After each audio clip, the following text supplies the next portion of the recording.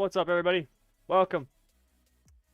We're starting a little early tonight. If you remember yesterday, I said we were going to be doing a VIP race. Well, I actually had today's my aunt's 100th birthday, my great aunt. And so we went over and saw her for a little bit and stuff like that. So I was going to be late getting back for the VIP race, and so I was like, you know what, we're just going to do an SSR fun run. And so we are running the Dallara DW12 here at Charlotte. And yeah, and so I was like, you know what, I'll live stream it. Let's just start the stream early. So yeah, so here we are. So that's what we're doing. We're just, oops, I don't have any setups for this car. Hopefully there is a Charlotte setup. There we go. Awesome. I don't know a whole lot about IndyCar setups. Actually, I know nothing really. Aerodynamics a little bit. That's about it. So yeah, we're just having fun. What's up, Tuck?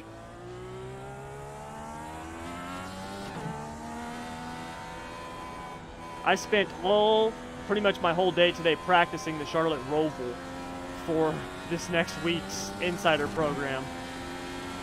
That was fun. God, Xfinity cars are not meant for road racing, dude, at all. They're just not.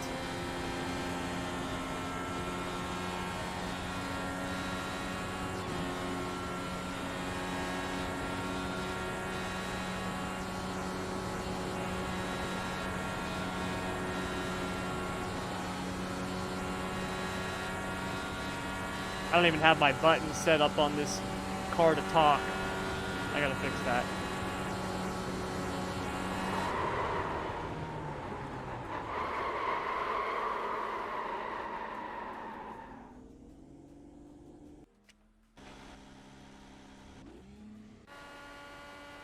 I don't even have a paint for this car. I have nothing for this car.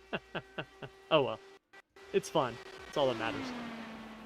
What did I say that I need? Oh, push to talk. That's right. Push to talk. There we go.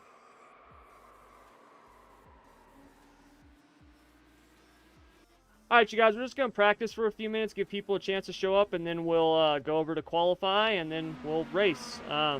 For the race, you guys, there's unlimited fast repairs and stuff like that. It's only 50 laps, so we're just here to have fun, you know, run around with each other. That's about it. So thanks for coming out, and good luck out there. So I don't think we'll have too many people show up, just because it's an obscure car and a random thing. So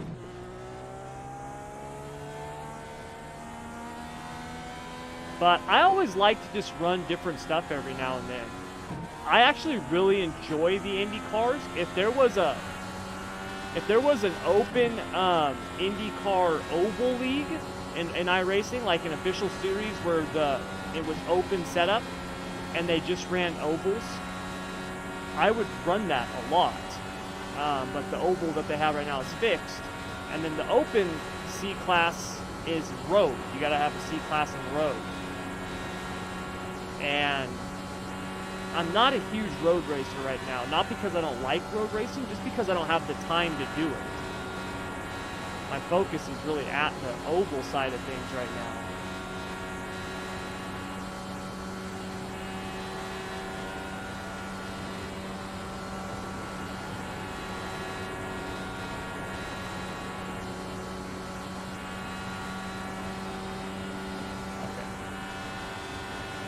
I forgot for a moment how many gears these things had.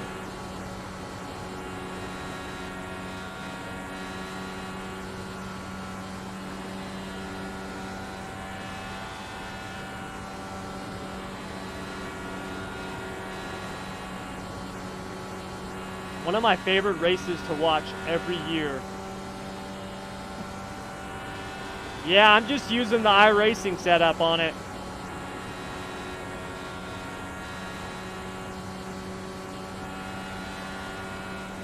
One of my favorite races to watch is the Indy cars at Texas. I love that race.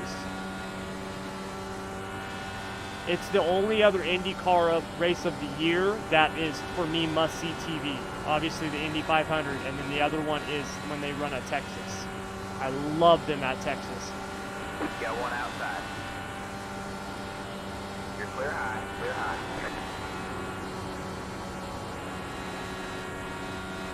The drafting and the slingshots and stuff, it's just incredible.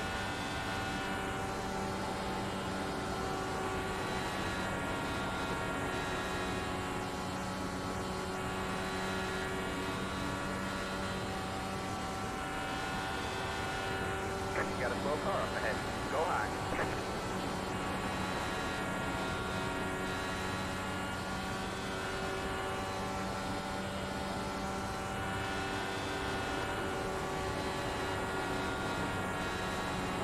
I need to... Oh no, I didn't want to lock up my tires.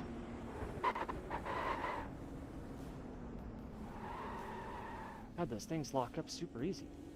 Super easy. My day was pretty good, Tuck. It was really busy today. Like I said, I spent probably 6 hours this morning practicing on the Charlotte Roval in the Xfinity car, just trying to get a feel for that track so I can build this week's insider setups, because I'm not a road racer. You know, I just haven't really messed with road racing. And so that was a learning experience, because those cars are not meant for road racing. They're just not. I mean, they're just turds, dude. I mean, like, I don't know how else to say it. Like, you barely carry any speed through the corner, man. They're wanting to slide out on you and stuff. And I thought at first, I was like, God, is my setup that horrible? I'm like, am I that far off? And then I tried the iRacing one, and I was like, no, that's actually, their setup was worse, you know, when it came to it. I was like, God, I'm just overdriving this thing like crazy.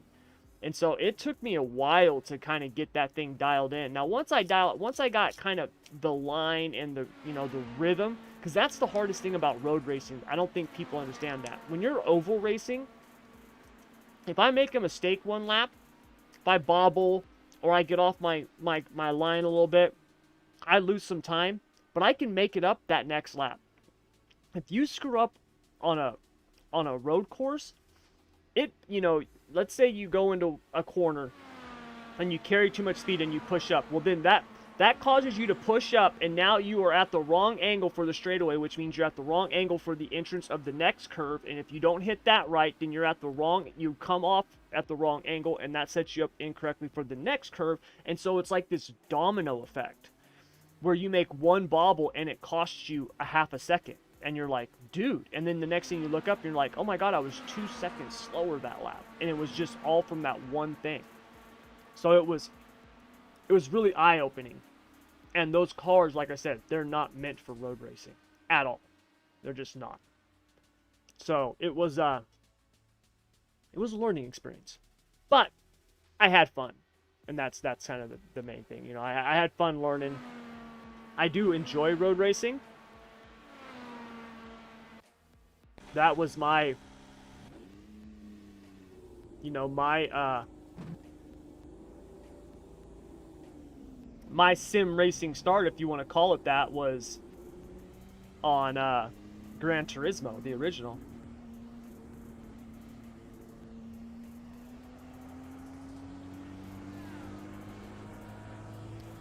PJ1 stains at Texas. And you know what, Jimbo? I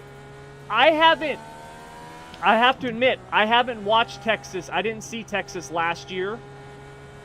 Or that would be this year, right? Was it this year? They already did Texas this year, right? I didn't see it this year or last year. So, is that stuff that they put on the track to add grip? Because I hate that stuff. Are they doing that in IndyCar now? That sucks, man.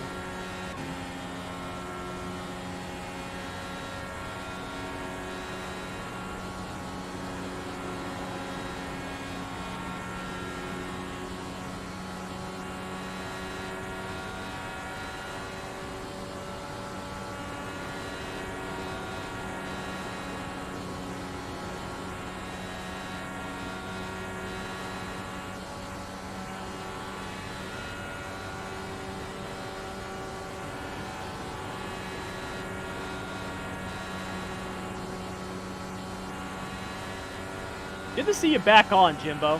Been missing you, man. Are you gonna run non-wing tonight, man?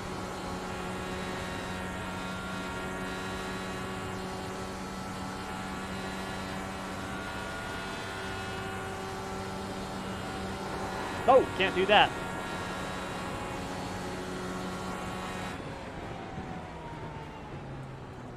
We're about at time, so let's just advance the session.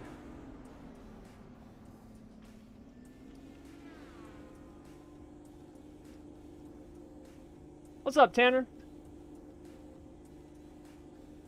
Yep, fun is what it's all about, man.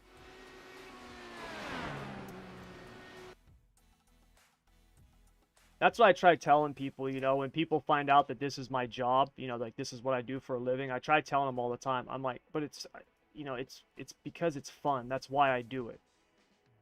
You know, none of us started doing sim racing because we were like, you know what I would like to do? I'd like to do something that stresses me out and makes me angry. You know, like that. None of us started doing it for that. We did it because we thought it was going to be fun. So, as long as it's fun, I'll keep doing it. Oh, I must have put it as an open qualify. Oh well. You guys are only going to qualify for about 2 minutes and then we'll advance to the race.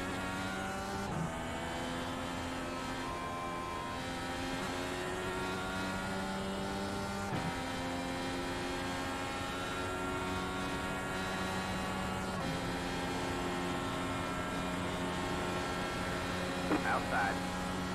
You're clear high, clear high.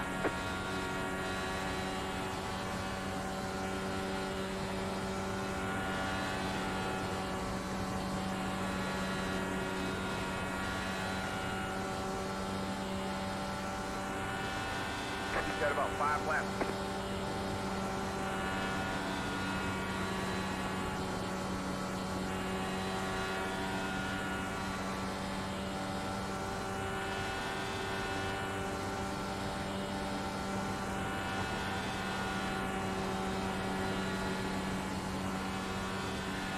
Whew, that was close.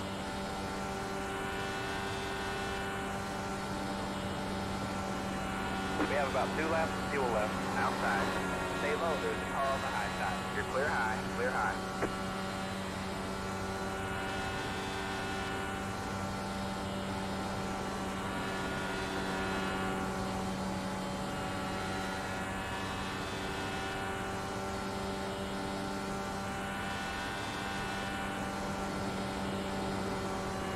You have about 1 lap of fuel left.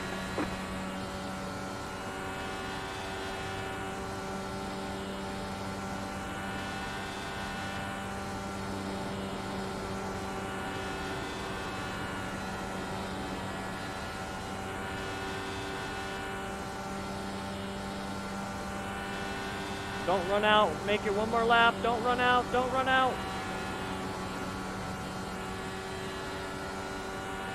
I'm almost there. Bam, got it.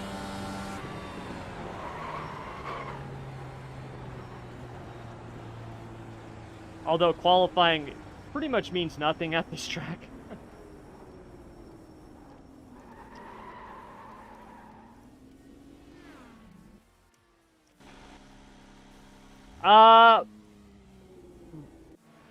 Red Wagon, I am technically still at Amazon. I've only worked about 2.5 hours at Amazon in the last 2.5 months. The only reason I am still there is because in case I really just kept it because of the dental benefits. I had to get my tooth finished, and I just had that finished. It's over. And so, yeah, I'm gonna be leaving there very soon. So, all right, you guys. Make sure you get... Oops. Make sure you put a race setup on, and good luck to you.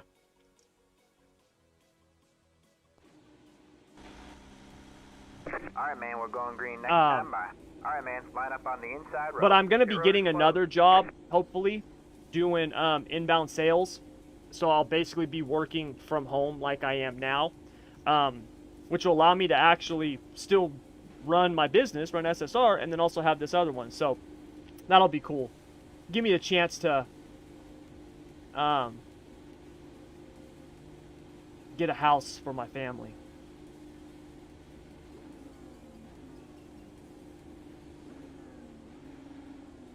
I have the best timing, waiting for my wife to get her nails done. Well, I'm glad I could help, Justin.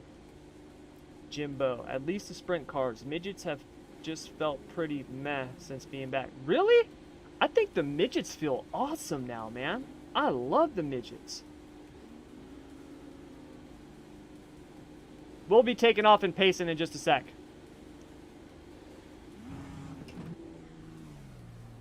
Catch the 37. Yeah, you just pull away like that, and then you line up, and then it's normal.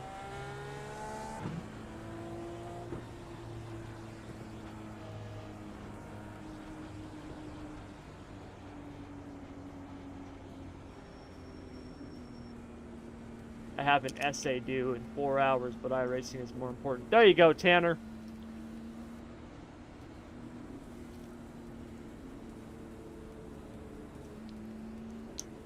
Why? What do you need school for? Right?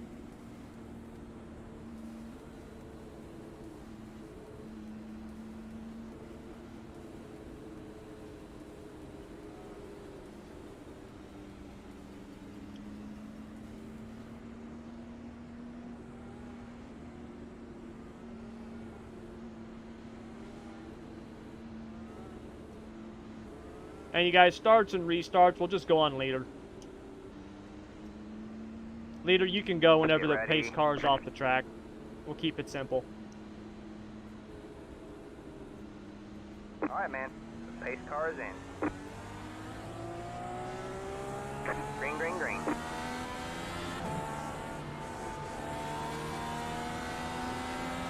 Got one inside. All clear, all clear.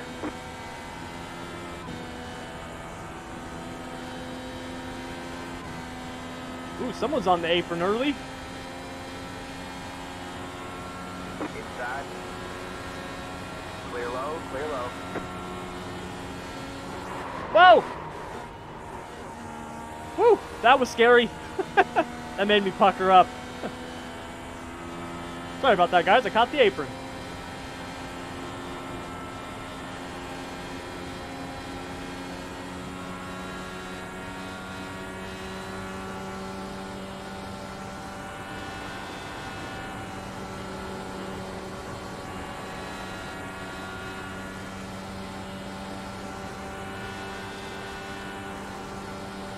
Yeah, queue up.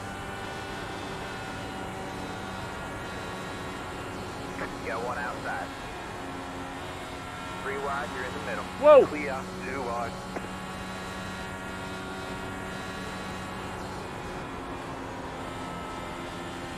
Trying to drive one-handed and clear black flag. Where is it? There it is. Good job, man. You're up to 4. That was tough. Good thing these cars are a lot easier to drive. The downforce in these things is insane. Stay high. Oh! Alright, man. Caution is out. Caution is Bummer. out. Line up single file. You've got wheel damage. Pit road is closed. Catch the 22. Car. Catch the... Hey, car. Your car has too much damage. We've got to fix it. Catch the 5. I have a car. fast repair. Yes. You entered a closed pit. Go to the end of the longest line. Yeah, you guys, I'll clear black flags and stuff. We're just here to have fun.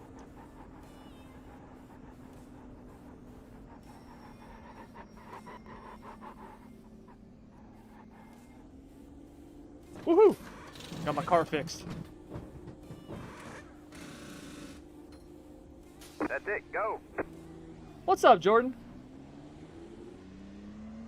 They're showing us a black flag. They caught us speeding on pit road. Go to the end of the longest line.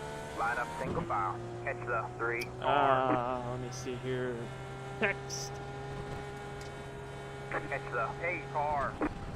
Get out of the grass. Catch the 1. Car.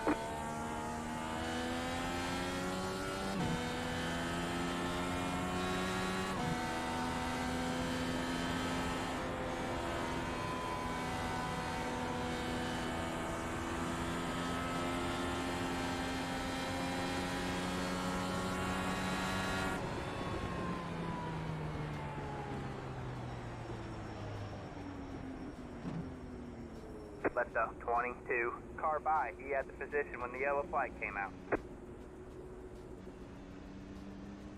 Where is the 22 car?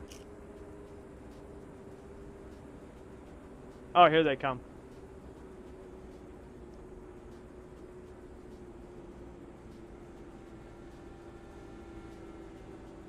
Let the 3 car by. Let the 5 car by. Yeah, we're getting. When the yellow flag came We're out. not Let just the getting 3 this car by. He had the position version when the of the yellow flag F1 came car. out. We're Let the getting next 5 year's car version by. too, the He new had the version. position when the I yellow was flag actually came out. today when I was talking to my business coach. That was one of the things that we were talking about. She was asking me about, do I foresee any future obstacles or things like that that would cause sim racing to decline?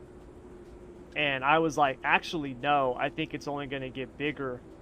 I said, if you look at the way that iRacing has really been with their connections and the, you know, the licensing and the deals that they've been making, it's pretty incredible, man. When you look at the stuff that they're doing with NASCAR now and the stuff that they're going to be doing with F1, right? Mercedes, Petronas, like that's huge. It's huge. So, yeah, it's only going to get bigger.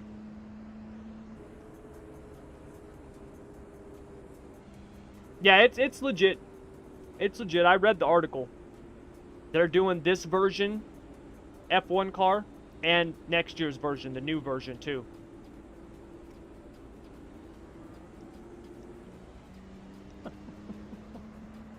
Yeah, they're fast, man. Things come at you quick.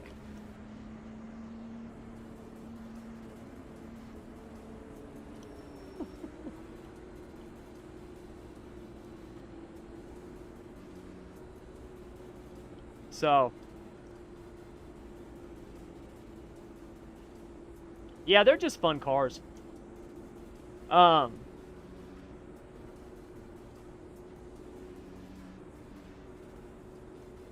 It is, Justin. You're right, 100%.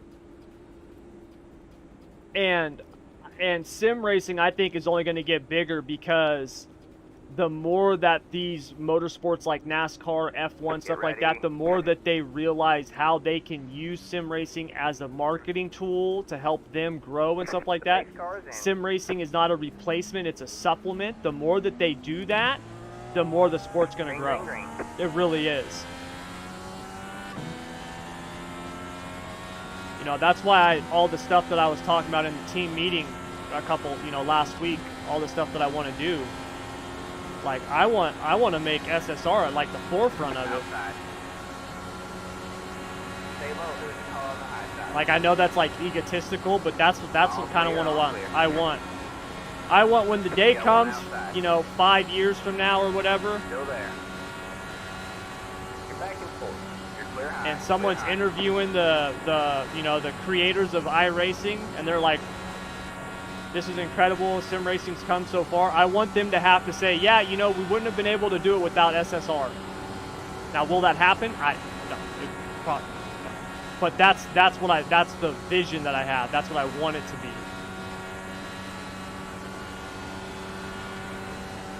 Inside, you're in third place. God, man, once you get the draft on somebody, dude, there is no stopping you. Clear low, clear low. Or maybe there is.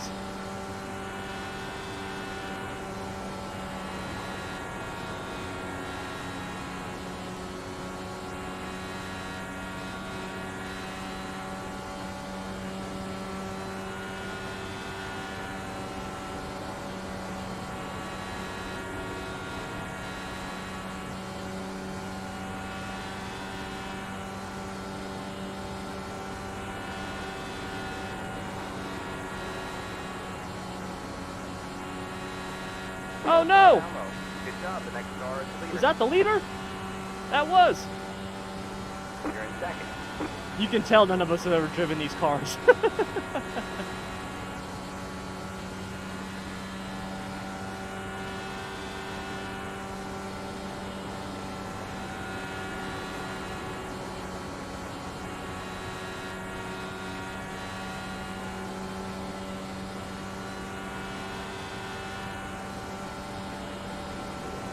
Next car is the leader.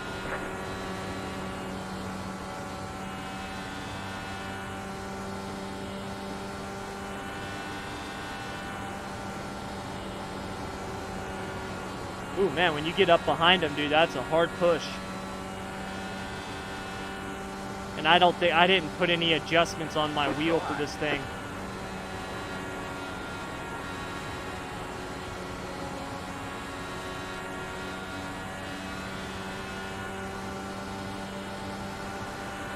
Got one outside. Oh. You're clear high. Oof. Clear high.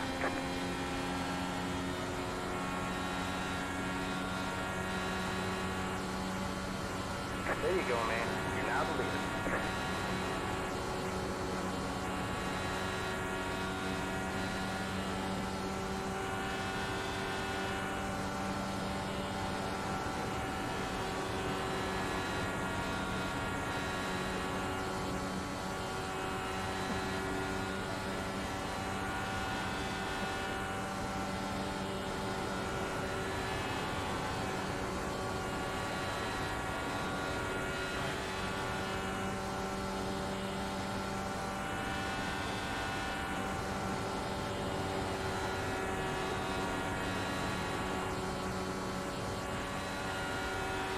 I know it's weird, but I almost feel like I'm gonna burn off my right front tire if I try to run the low line. I don't know if I should be running high or low. Actually, the apron kind of scares me more than the wall.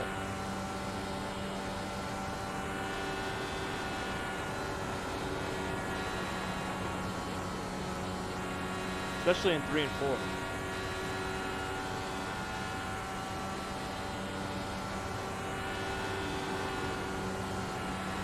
God, I got one little push in that corner, man, and lifted just slightly, like 2%, and you can see him catching me.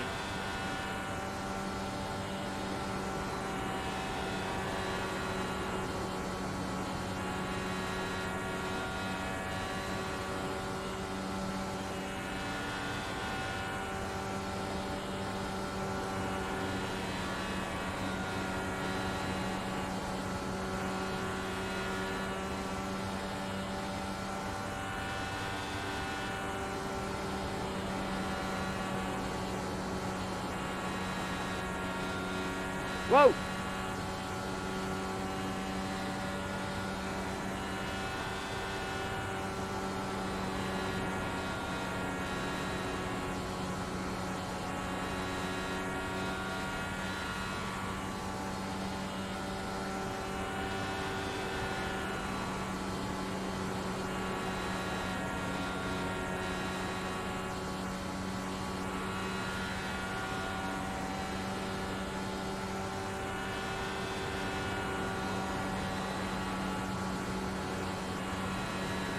The downforce on these cars is crazy. These things almost turn themselves. They really do. Like, the amount that I have to turn the wheel is so small. And it's almost effortless. You really could drive it with one hand.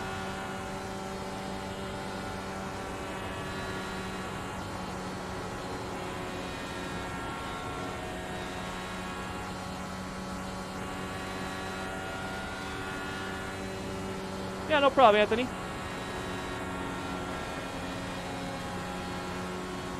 No! Hello, wall. Ow!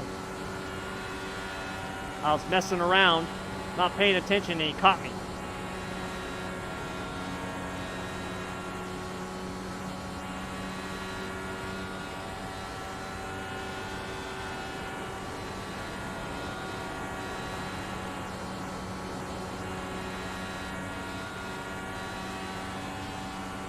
He must not be running wide open.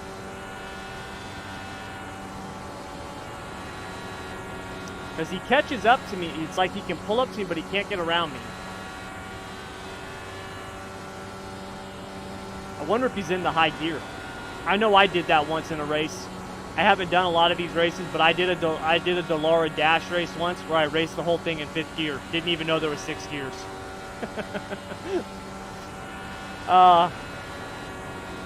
I didn't realize it till the end of the race. The guy made the comment. He said something to the effect of, I tried to get around you, but the car wouldn't pull in 6th gear, something like that. And I was like, oh my God, I didn't even realize this thing had 6 gears. What are you gonna do? If you can't laugh at yourself, who can you laugh at? You got one inside. Oh, give him Stay room high. without hitting the wall. Stay high. Clear low, clear low. Alright, man. Halfway this time by. Good job. The next car is the leader.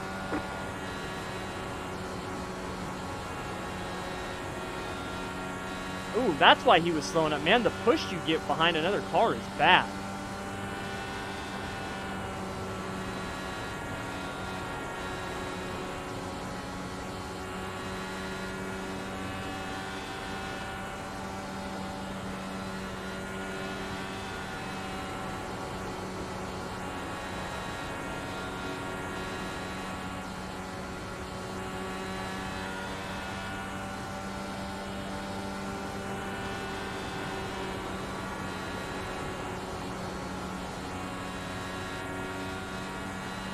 Yeah, you get the air off that nose wing, and man, that thing doesn't want to turn at all. You got to lift.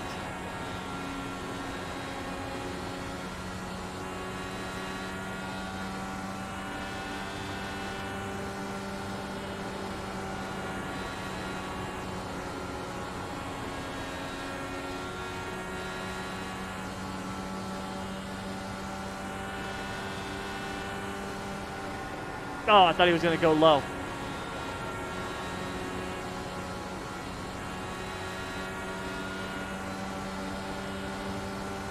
You got one outside.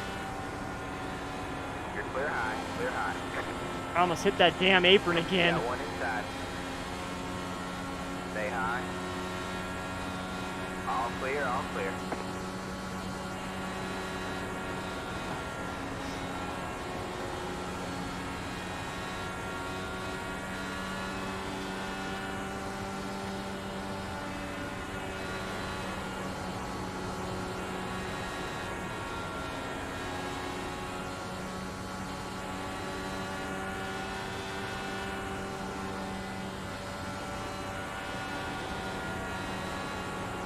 Adam's pushing Terry. Terry's going to catch up with us. It's going to be a 3-car battle. That'll be fun.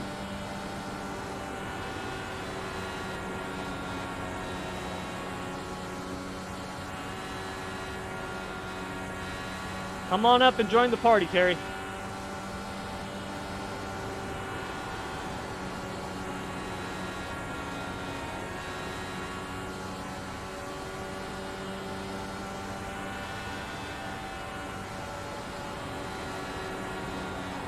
Ooh, push.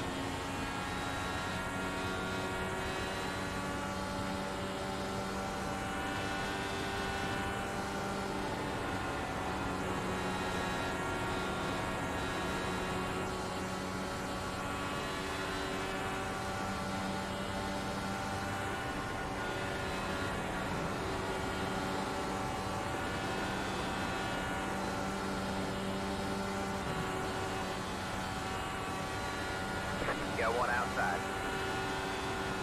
Stay low. All clear, all clear.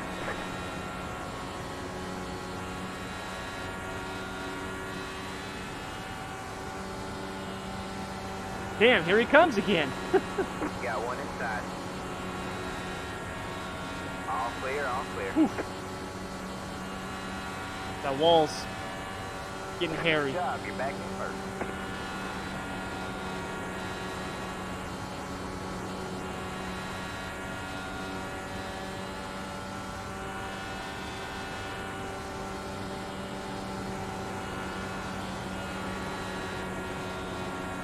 Oh man, that thing's pushing. I think I burned up my tires on. Pretty sure I did. Does not want to turn like it did before.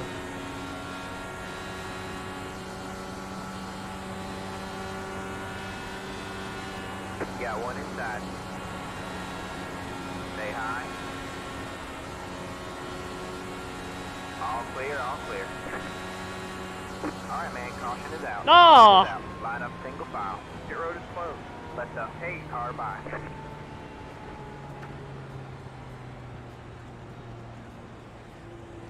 throw a slider. Couple of times I passed him and went low and almost hit the apron. I did slide up in front of him.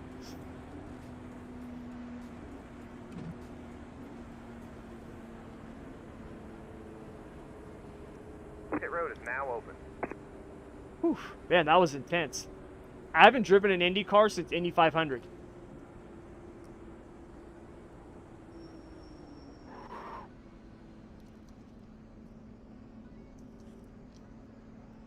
They're showing us a black flag. You passed the pace car. They're going to hold you for a while.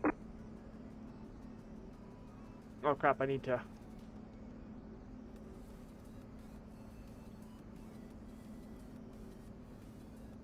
clear black flags.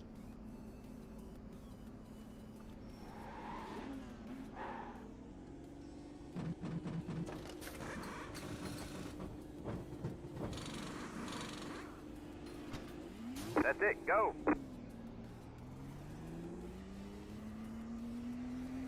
Line up single file. Catch the 22 car.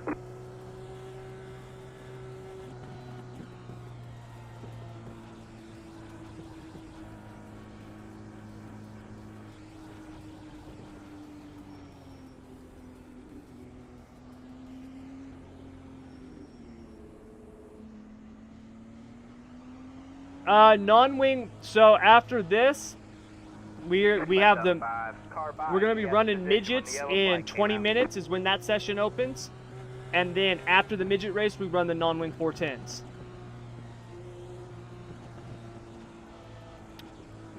Jordan Eder, you're a sprint. Jordan is the sprint car guy. That's what he does. Catch the 22 car.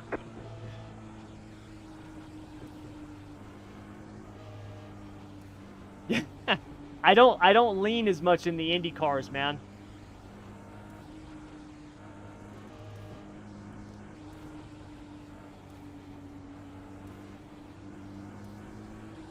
Did you guys ever... every time when I lean, it reminds me of the story of Cale Yarbrough. You guys ever heard the story of Cale Yarbrough? So Cale Yarbrough is like, I mean, obviously he's a NASCAR legend, right?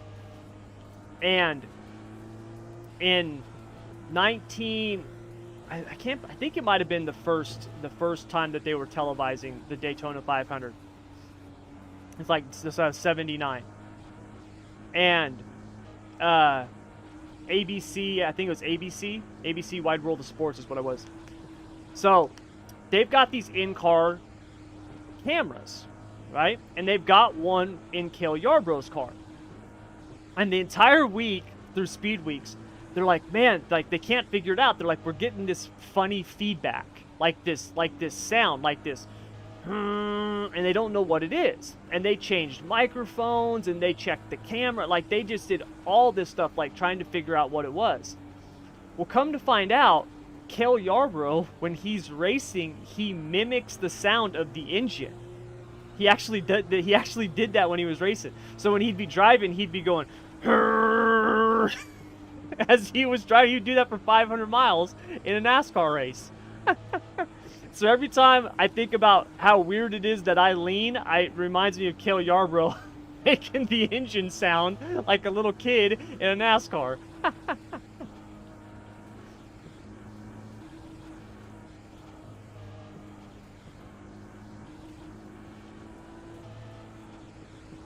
Yeah, Jordan, we need to get you back running asphalt, man. I need you and Weigel running the asphalt stuff so I can get some feedback. Man, we're going green next time by. 10 to go.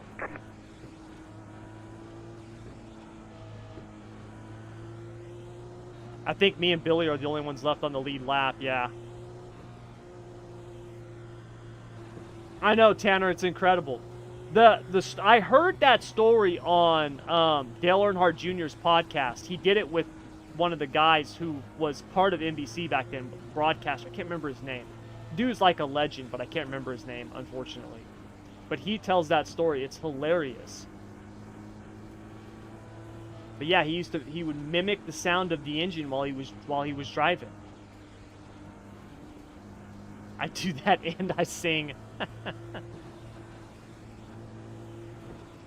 I used to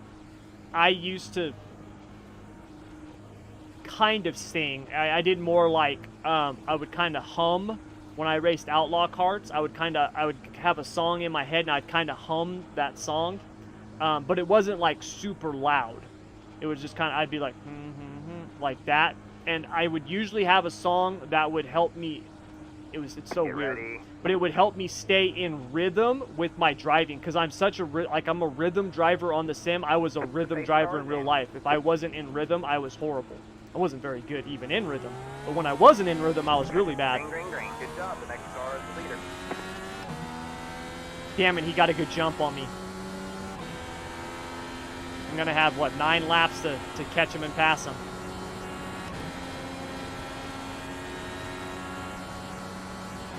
Okay, he didn't just ditch me. As long as I can basically see him on the straightaway, I can catch a slipstream from him.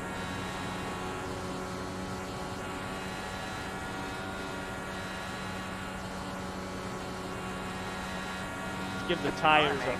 Oh, not another caution. Pit road is closed.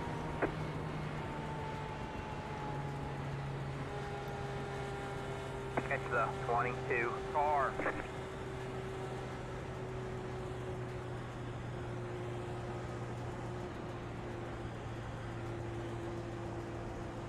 Oh, I gotta finish a caution lap first before I can adjust it.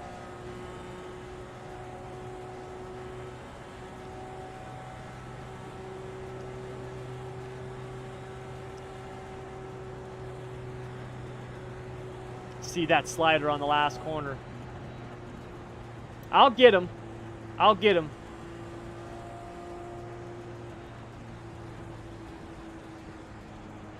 I'm almost wondering... The road is now open. Like, I'm almost wondering if I should, like, wait until the last lap, you know? Because what I'm worried about is passing him and then him catching me and then getting a run right immediately on me. Especially if my car pushes up the track. You know where I need to pass him is coming out of the corner. That's where I need to try to pass him. I need to catch him if he goes low and I can go high and then come down and cut underneath him. That's what I need to do. All right, we're going to cut this pace lap short here.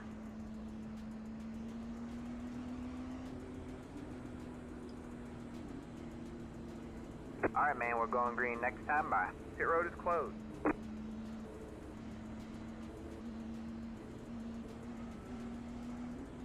I shortened the pace laps by 2, so we're going green. I want these. I don't know if I put green, white, checkered on, because I just threw this race together. I want to finish under green, not caution.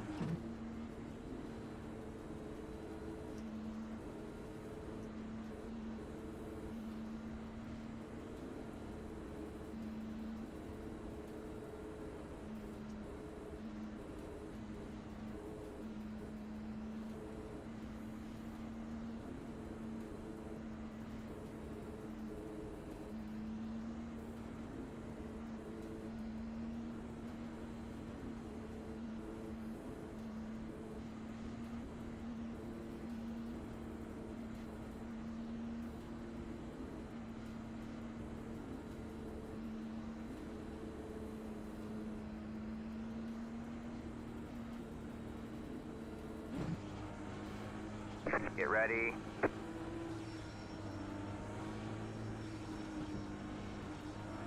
All right, man. Pace car is in.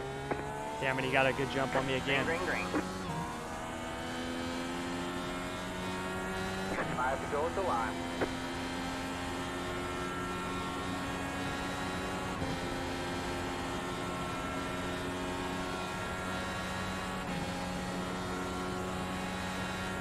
Whew, almost hit the wall there.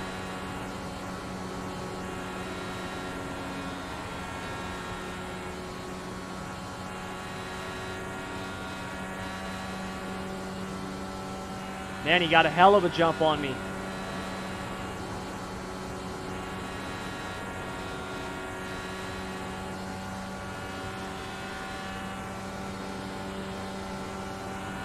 I don't know if I'm going to be able to catch him.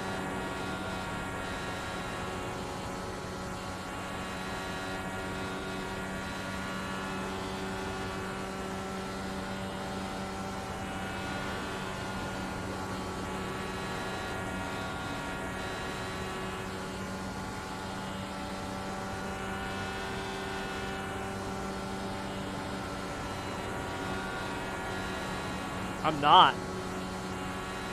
He's gonna beat me. I can't pull up on him. 2 laps to go.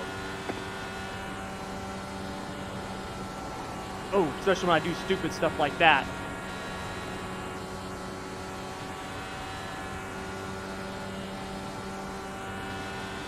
Yep, he got me. Damn, that sucks. White flag, 1 more lap to go. I mean, I don't mind getting beat.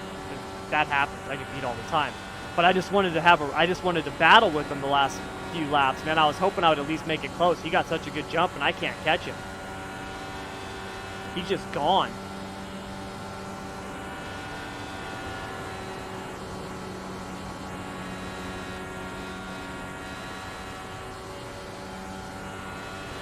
Good race, you guys. Nice win, Billy. That was fun, man. Checkered flag this time by. There you go, man. Good job, driver. That was fun. That's all that matters. That's all we call it, a fun run.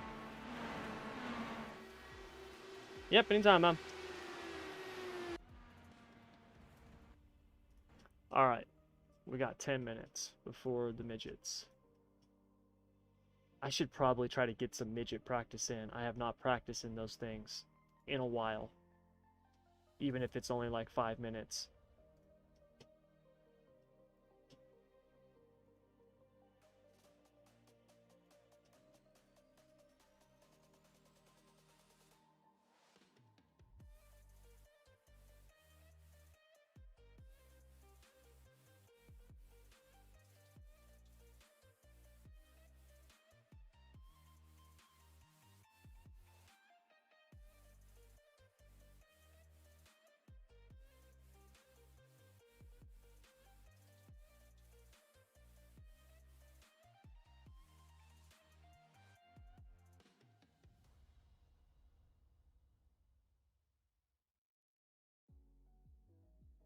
Whoops. Whoopsie.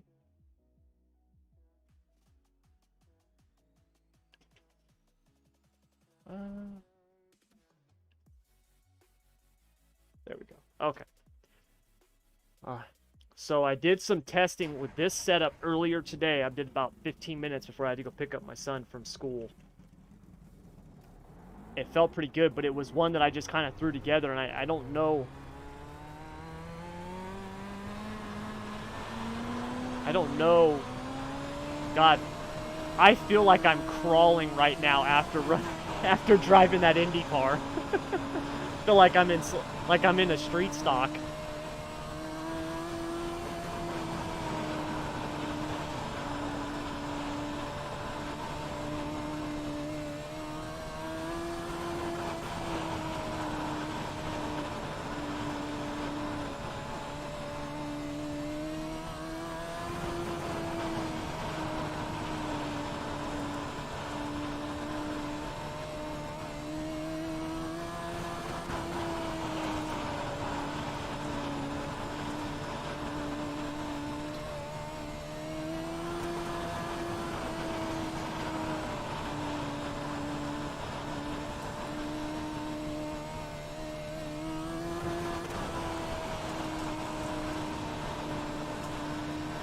I don't even know what a good lap time is here in the midgets. Not that I can see what I'm doing right now.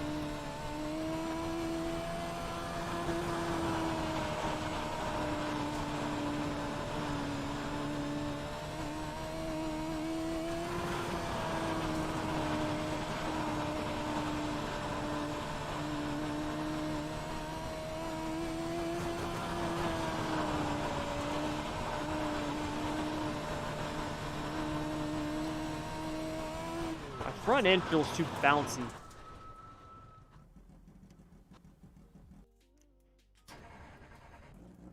Tim Flock had a monkey in his car. Yeah, thanks, Tanner. Oh, enjoy your essay, man. Hopefully I put on a good show for you. Enjoy it. Oh, first of all, what laps was I doing? I don't even know. Lap times. Slow. That's slow. Yeah, that's slow. That's really slow. Let's try some lower tire pressures. And I'm going to actually lower the front end a little bit and see.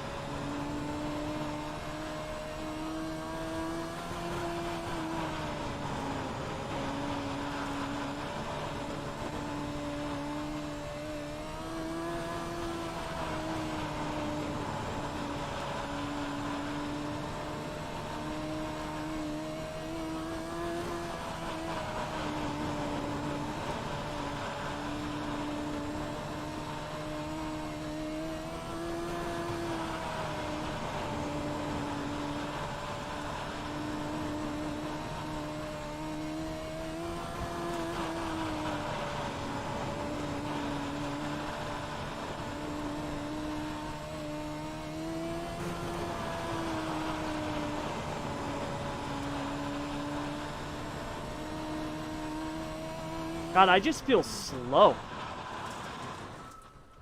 I just feel slow. Really slow. Like, super slow. I don't know what a good lap is here. 16.1. I don't even know when that was. 16.1 was my best here. But I always get rid of my lap files and give them for the insider program, so I never know what my best is. Because I always cut it out and put it in the insider program files.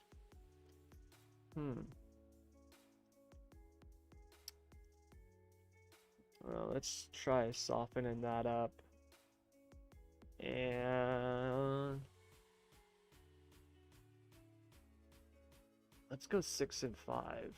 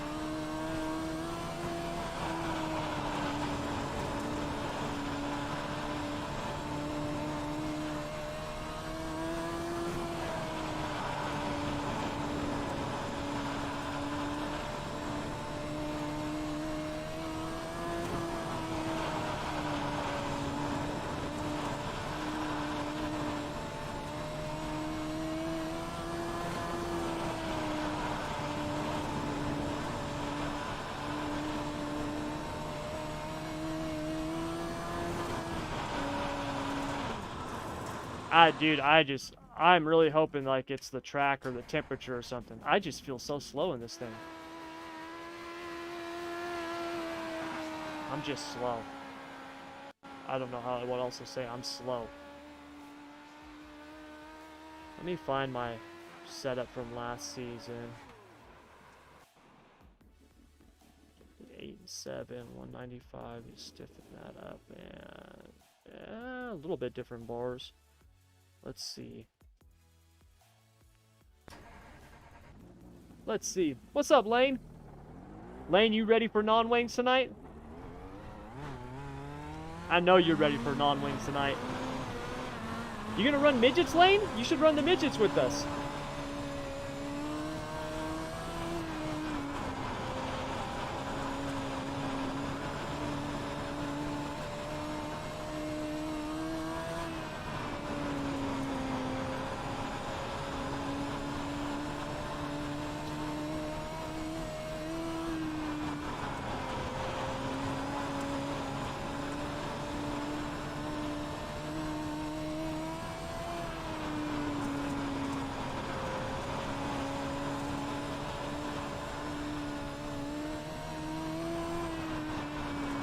I'm ready. That's good. I'm glad to hear it, man.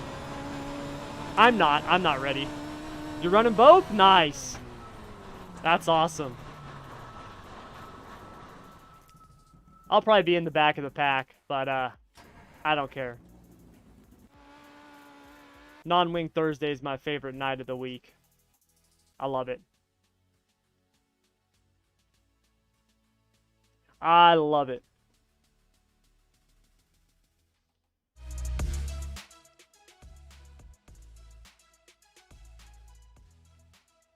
Nothing's better than non-wing Thursday. Nothing. I need my glasses.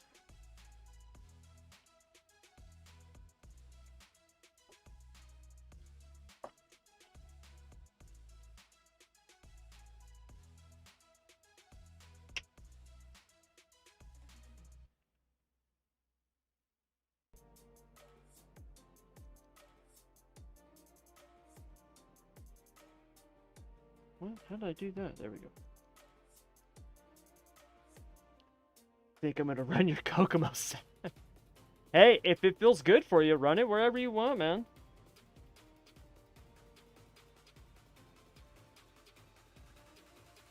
I have a base setup that I build most of my stuff from. You know, I basically have like a big track base and a short track base. So I am pretty stoked. SSR's got a new builder for the Insider program for the late models. I was pretty happy about that.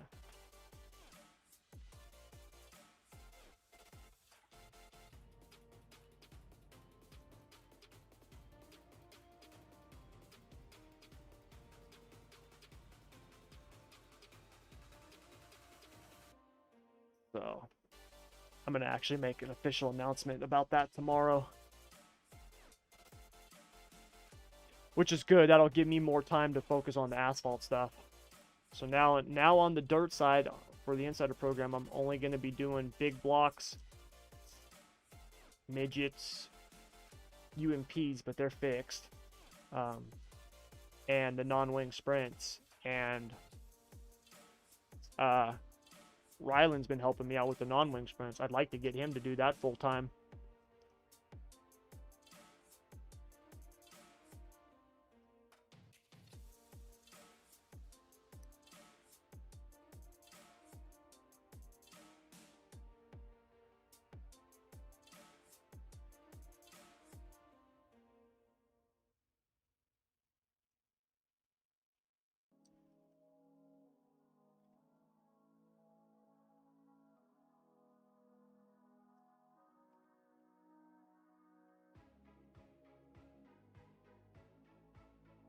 Ding, ding, ding, ding. What do we have for him, Johnny?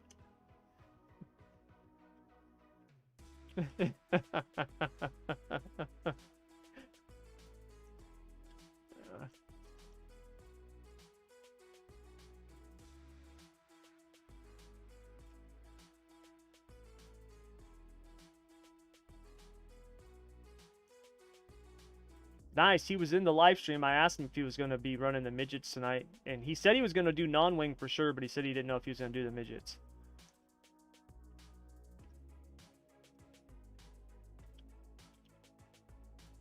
I'm sure they'll be happy to see you too.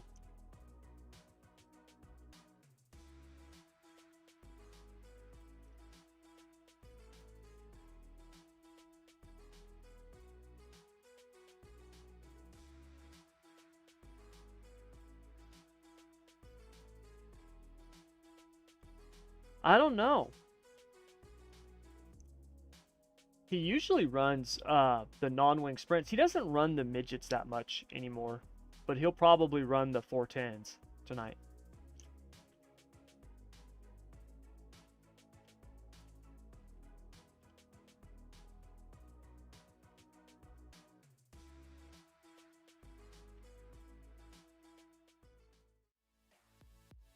All right, loading in. Let's race.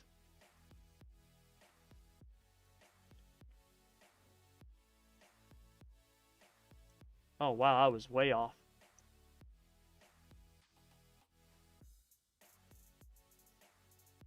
What lap times were you turning?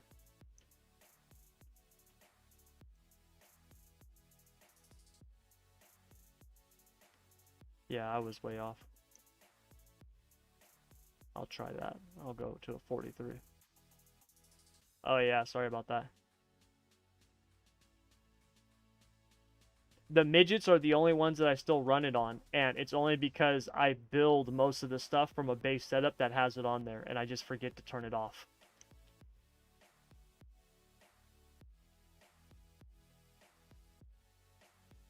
I'll take them off for you guys.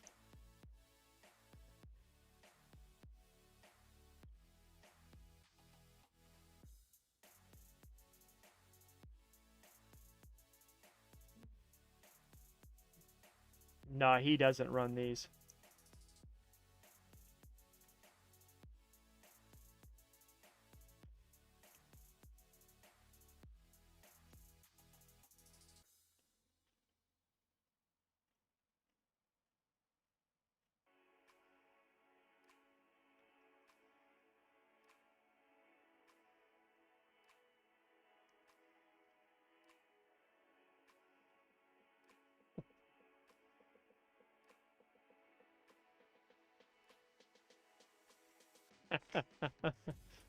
Yeah.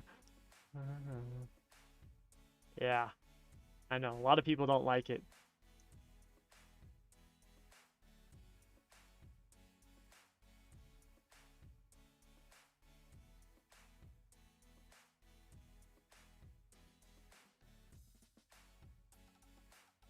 I was trying 67, 54. I was trying a bunch of stuff, man. And I could not get below. I mean, when I was just doing some testing right now, I was running like 16 threes. Like I was 16 fours. I was slow. Um,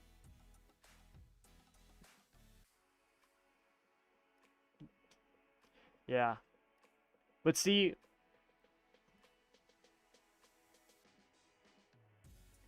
yeah. But see, that's the thing I was going to say earlier today, though, when I tested, I only tested for about 15 minutes. I was running a 67 and I was turning O's and ones.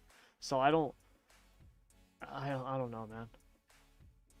It's sometimes it's so weird. Like I'll hop onto a track and I'll go out there and I'll run a setup and the car will be super fast and then I'll go back to the same exact track with the same exact setup and all of a sudden I'm 4/10 slower and then I'll change the gear and lower the tire pressures or raise the tire pressures and then it's fast again. It's like what's going on? Like that's how it feels sometimes. Yeah. Uh-huh.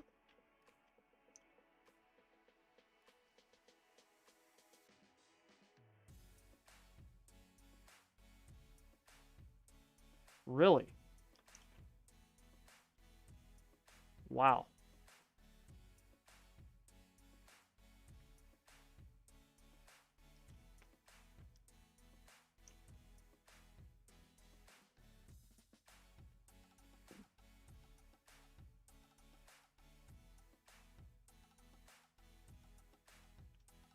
Yeah, I was running the 410 today at Lima Land. I practiced for about 30 minutes, and I was running like a 70 in a 410 at Lima Land. Like I never, yeah, and it not only did it work, it worked well. I was turning like, you know, mid to upper 11s. Like I mean, like it worked well.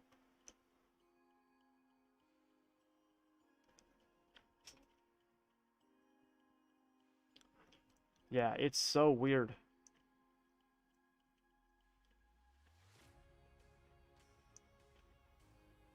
I'm wondering what the patch is going to be next week. I'm wondering if it's gonna be something with the sprint car tire.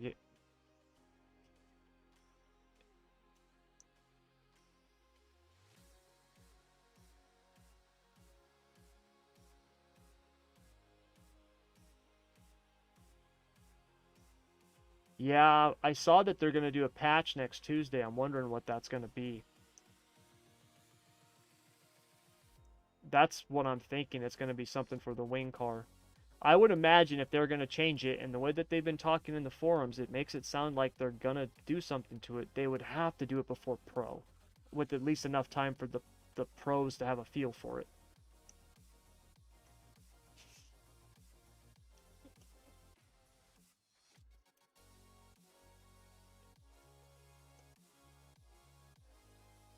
Yeah, but I would think that they, from the sounds of it, it doesn't sound like something they want to wait until after Pro. You know, I could see them doing it during the qualifier other than, like you talk about, in the middle of the pro.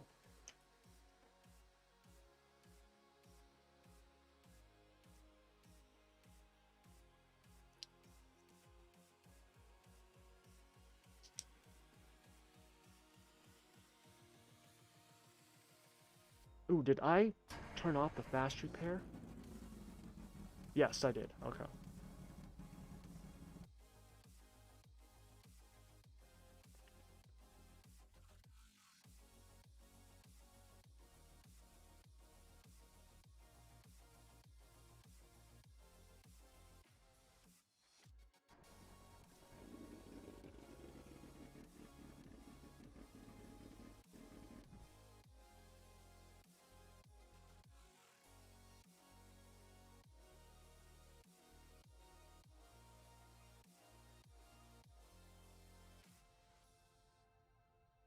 Mm.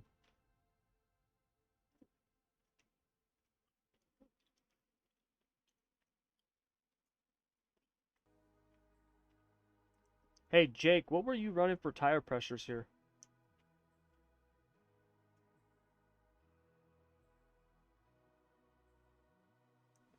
Okay.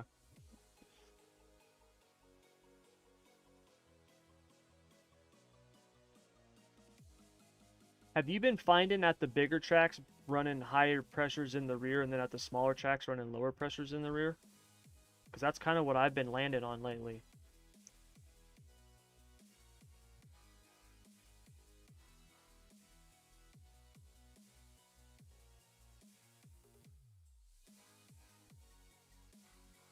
Yeah. Okay, I just wanted to make sure I wasn't off on that because I know this last week at Kokomo I was running like 6 and 5 or 7 and 6 or something like that in the rears. But when I'm at the bigger tracks, I'm running 10 and 8 or 9 and 7. You know, I'll go down a pound or maybe 2 pounds in the rears when it's slick for the feature. But other than that, like I don't run those really low pressures like I do at the shorter tracks.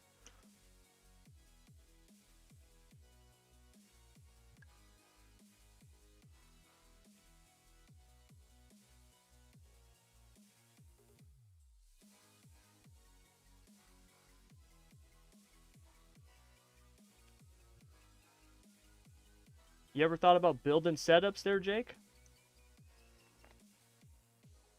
Why not?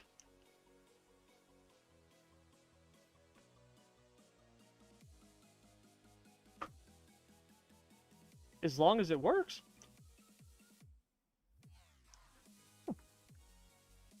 I need a midget builder.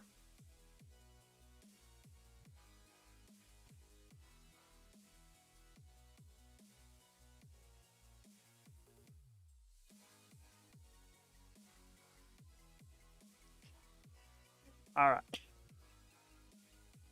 Let's have a good run. No technical difficulties. My pedals are going to work. My wheels are going to work. My PC's going to stay on the whole time. And the power is going to stay on the whole time. We're good. We're good. The power outage last night was actually caused by my dad.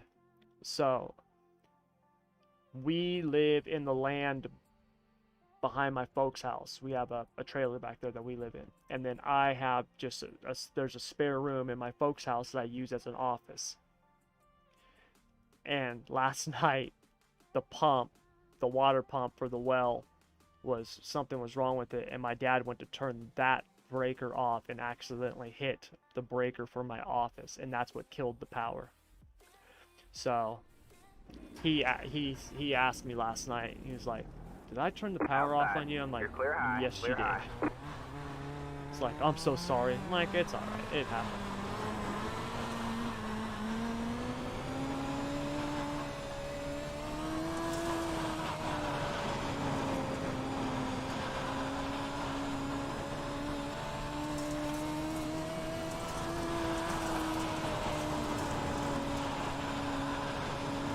And he still finished like 13th in the top split or something.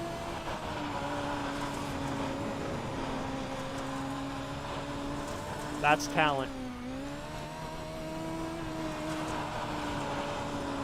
What part of Oregon is he in?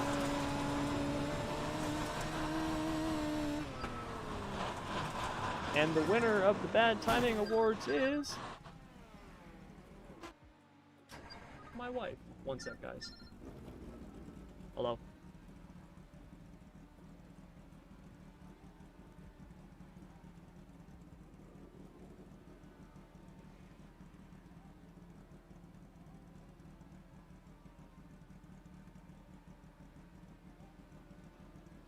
Sorry about that. Tell my wife all the time. I'm like, babe, Tuesday, Wednesday, Thursdays, those nights, I'm busy, right? Tuesday, Wednesday, Thursdays are my busy days. I'm 3 a.m. to 8 p.m. I'm busy. Now, the other 4 days a week, I'm all yours whenever you need me.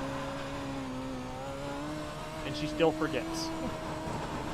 God bless her. Low car down low. Gotta love her.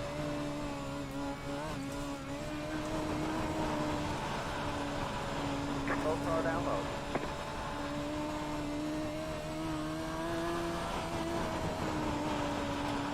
Well, that's good to know.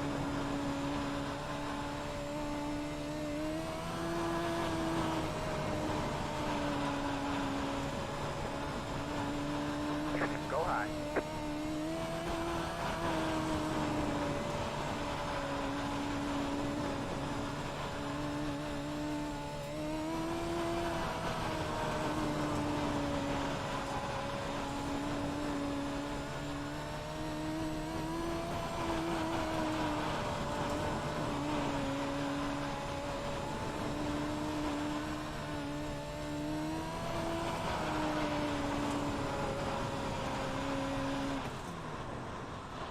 Damn thing is just sliding, man. It's just snapping on me, dude. That gears definitely feels better, but man, the thing just wants to snap. I need to take some stagger out.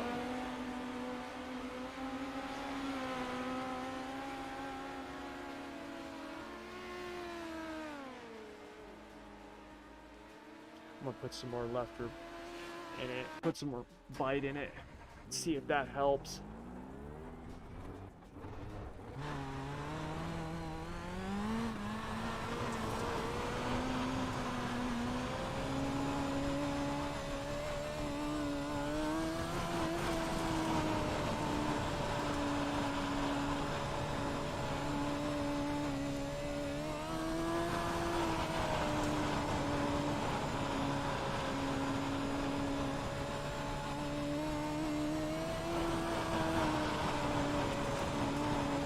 Have a slow car on the bottom. Slow car down low.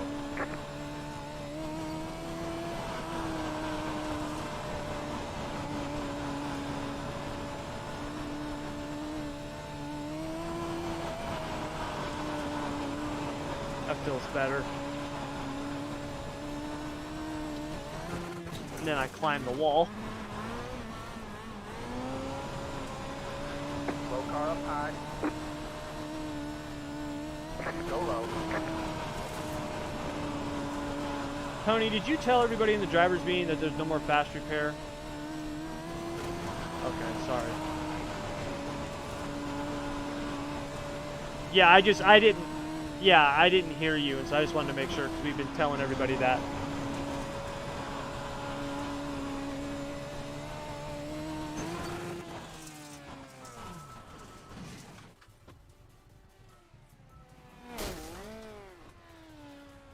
I can't stop rolling to get off the track. There we go.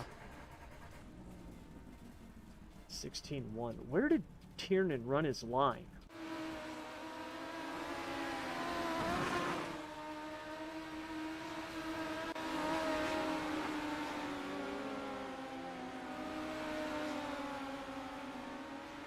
He just ran right through the freaking middle.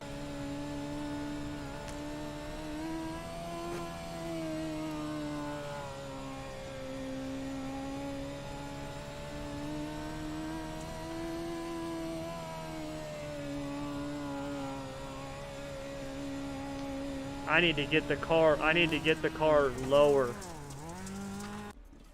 I need to get the car lower.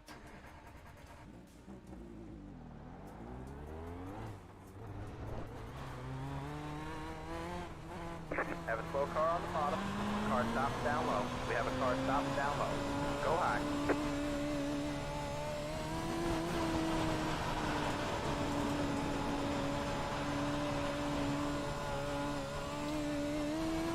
Go high.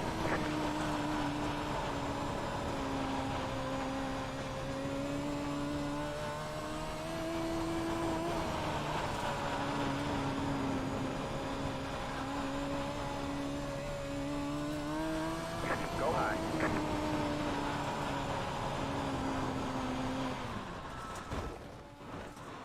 Yeah, you can have mine.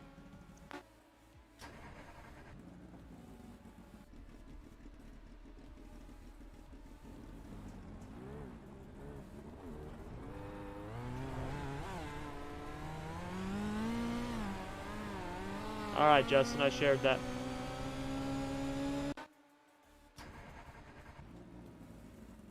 God, I almost think I need to go with the 47, though. Or 43.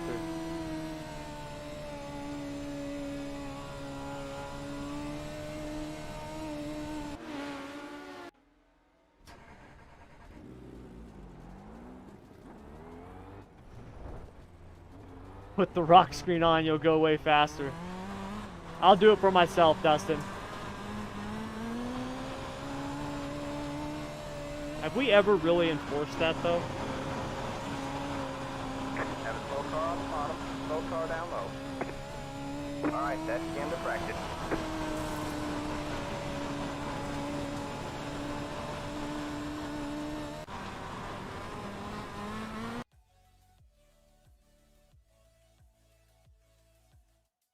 There we go.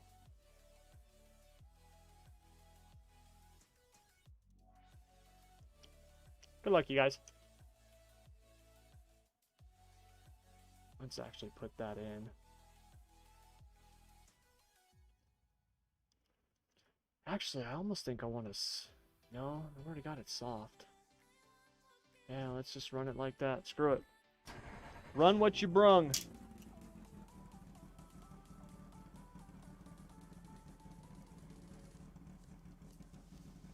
I mean, it's not like... No matter how many changes I make, it's not like I'm going to beat Tiernan. Freaking guy.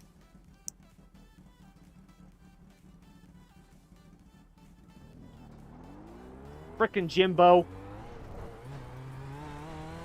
You and all your driving skills.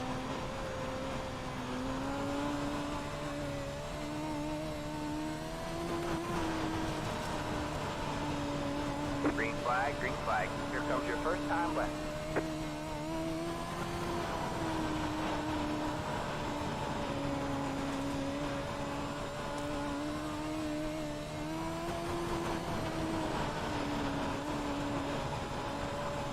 One more lap to go.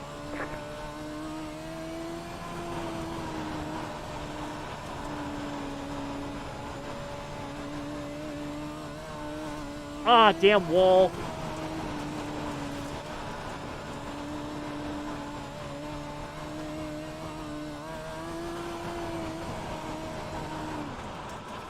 There's the flag, man. It's over.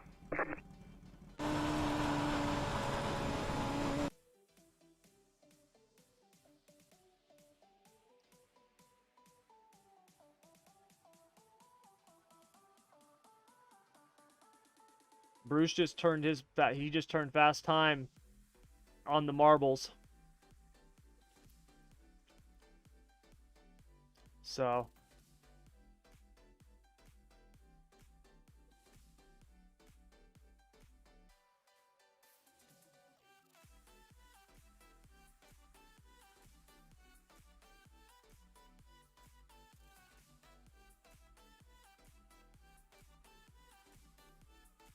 Yeah, 0.4. Yeah, so 4 gallons.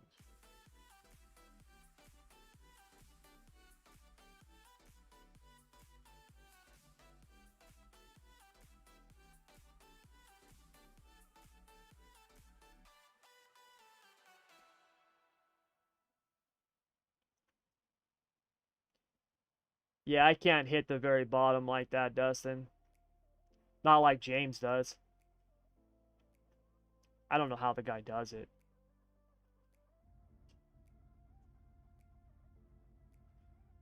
Ah, heat race 1. All right, I'm going to go with a 37.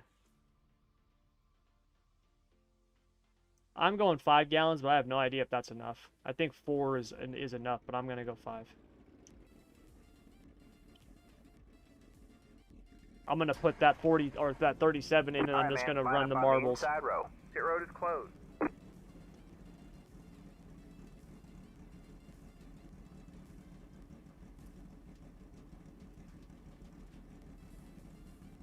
I know, dude. And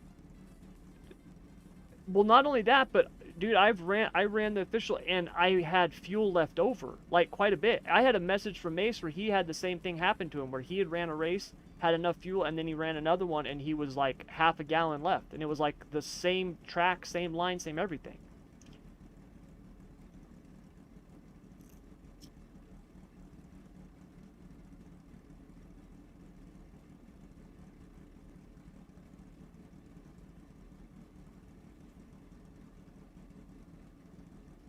Tyler, that's because you're on the throttle.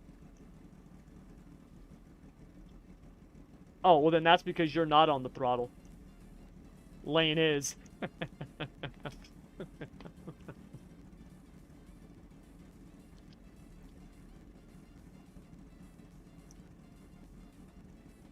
Tyler, obviously you must be new to iRacing. Haven't you learned that wide open is the way?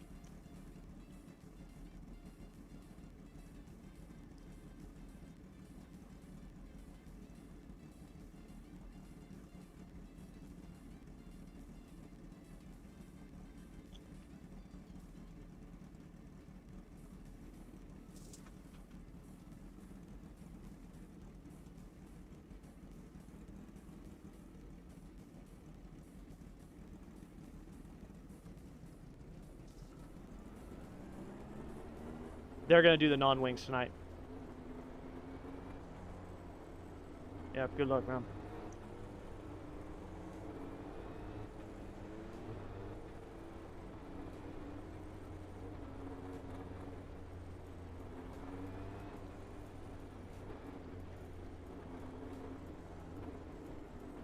Yeah, I was going to actually get started on the paints today, but I spent so much time working on the damn Charlotte Roval setup for the Insiders next week, because that stupid track.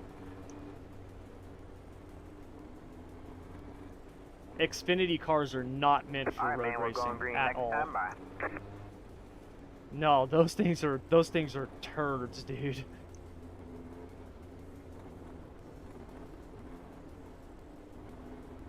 Get ready.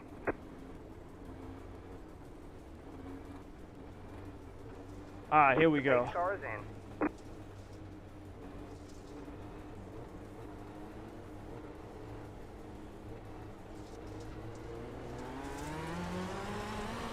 Green, green, green.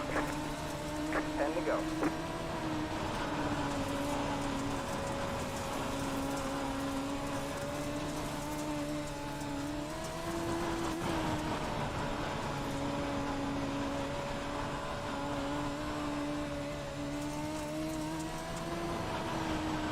Good job, the next car is the leader.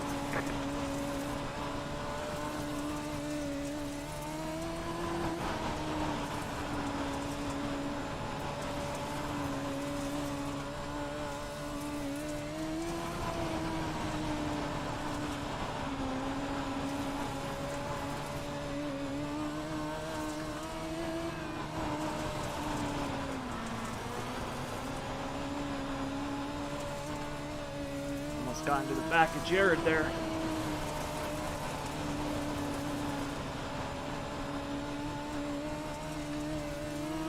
What do you think? Think we can cold trickle him on the outside?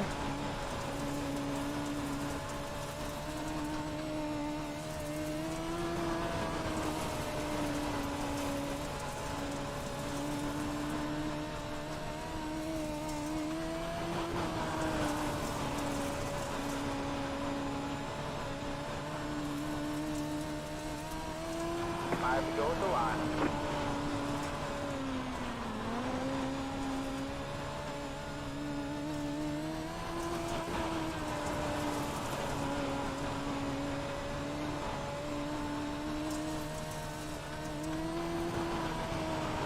Must be net code or something, because Jared doesn't bobble in these cars, and every time I get a run on him like I'm going to make a move, his car, it's like he bobbles or something. And he doesn't bobble. He's damn near flawless in these things. And then I keep lifting. I'm afraid I'm going to run into him. You have about 5 laps of fuel left.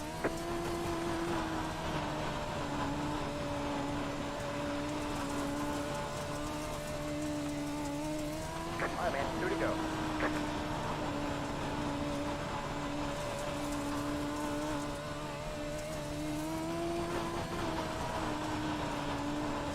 Alright, man, white flag, 1 more lap to go. The track's just too fast right now. I can't do nothing. And I ain't fast enough to take advantage of it.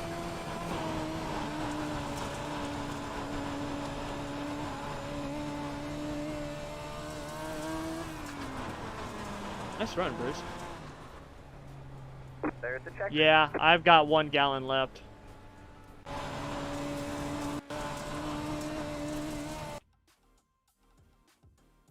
I'll take a third.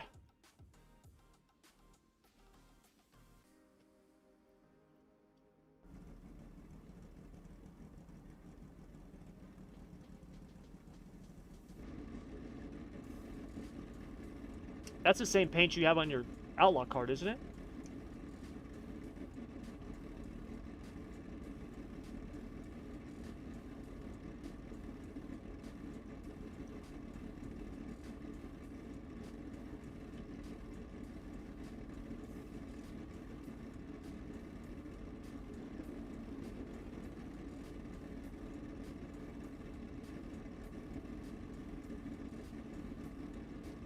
Well, a normal person could. Tyler can't.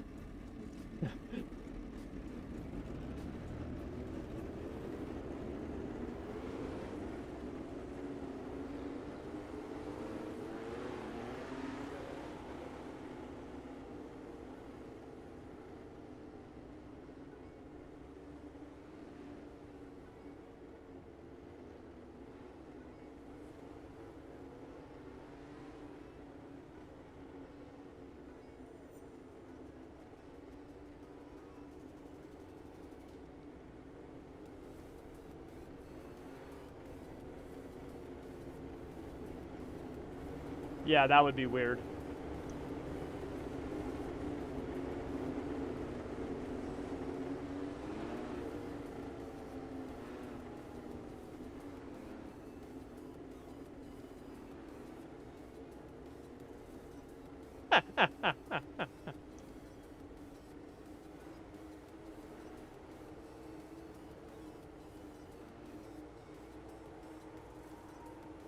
Yes, 30 laps. Green, green, green. Lane and Tyler up front.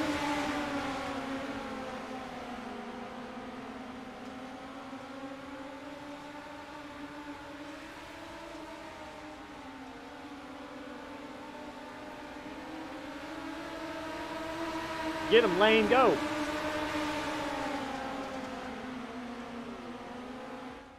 Oops, wrong way.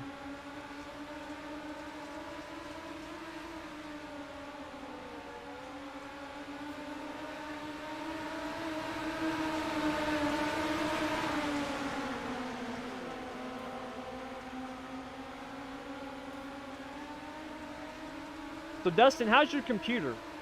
Is it still a potato, as you call it?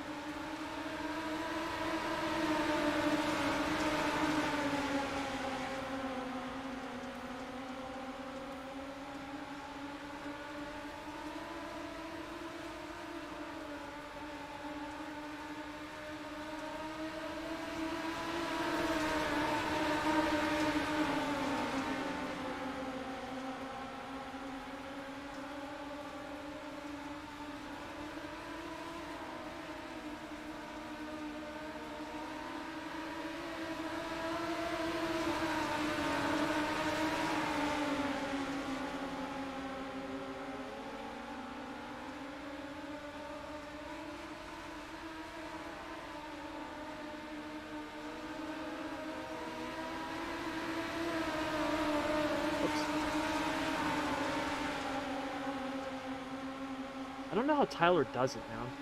He just like finds extra speed. It's just insane.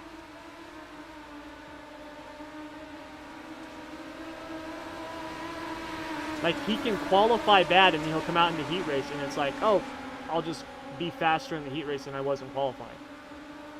I've never seen anything like him before. Like, consistently. He consistently does that.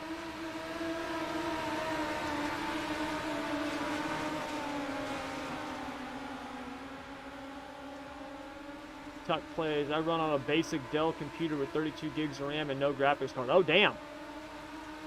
Yeah, I'm actually going to do a video. It'll probably be the video tomorrow on that. Because, I get asked that a lot. And I've done videos in the past on components and stuff for your iRacing gaming PC. But with everything that's happening now, you know, the shortage and stuff like that, it's just different, you know. And so I'm going to do one on that because I get asked that a lot. And I see those posts a lot where people will be like, hey, will this run iRacing?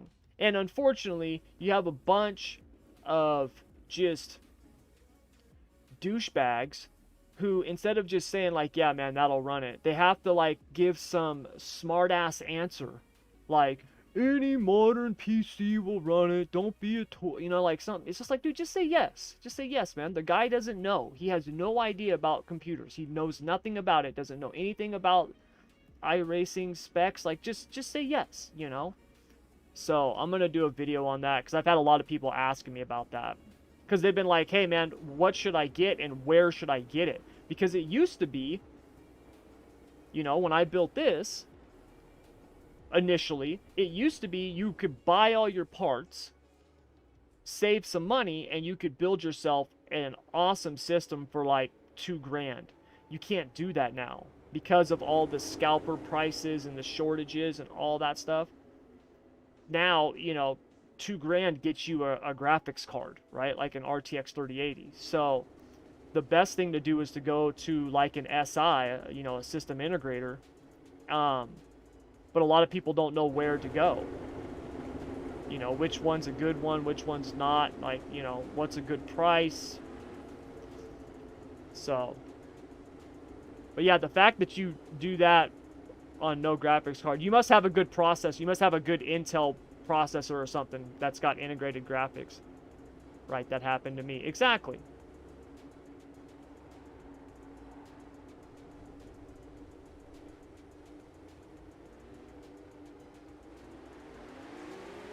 Green, green, green.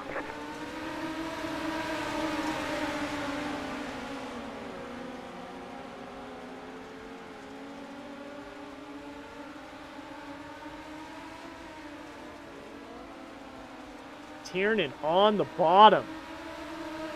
There you go, Jake.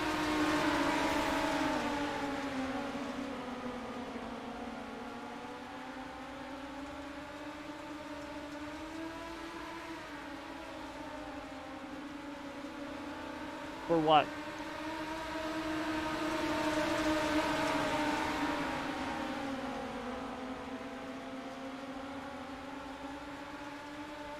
I would not go 10. The math comes out to 12. I'm gonna go probably 13. I think, yeah, I think 10 is like what I would run at Limaland.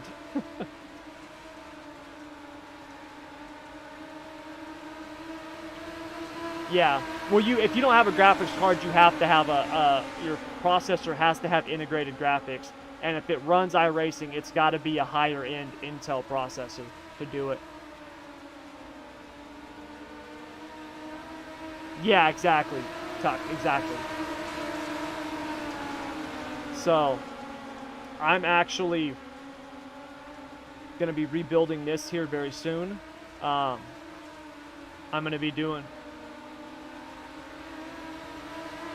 Wait, to tighten it? So if you want to tighten it, you would decrease the bump on the right rear.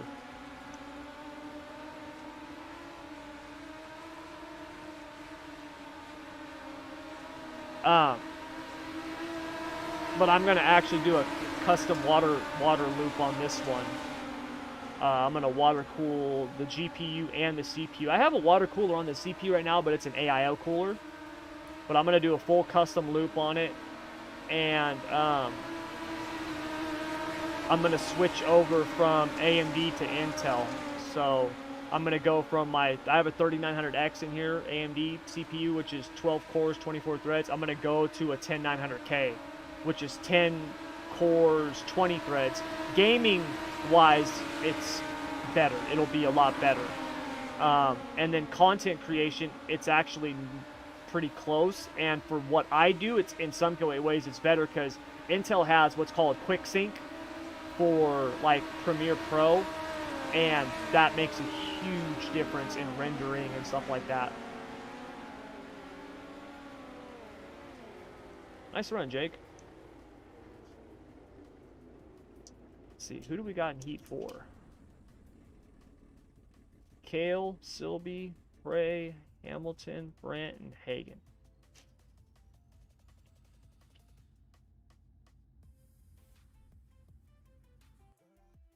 Oh, Suarez was in Heat 1. I didn't even know that.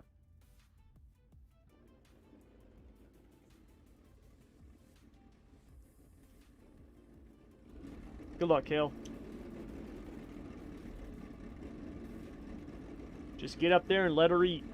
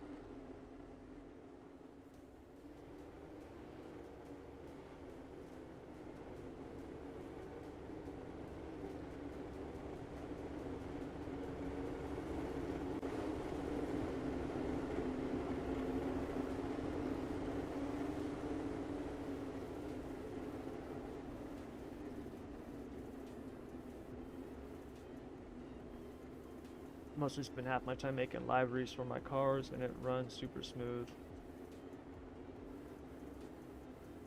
Yeah, that's I mean, you're creating stuff. When I talk about content creation, I'm talking about all my videos and you know, stuff like that, like blog posts and internet, you know, website stuff and things like that. Aren't that big of a deal. Mostly video content stuff, you know, my podcast, that type of stuff. That's the type of content creation that I do a lot of. And it's hard on the system, man. It is, especially video production. Video production's really hard on your system.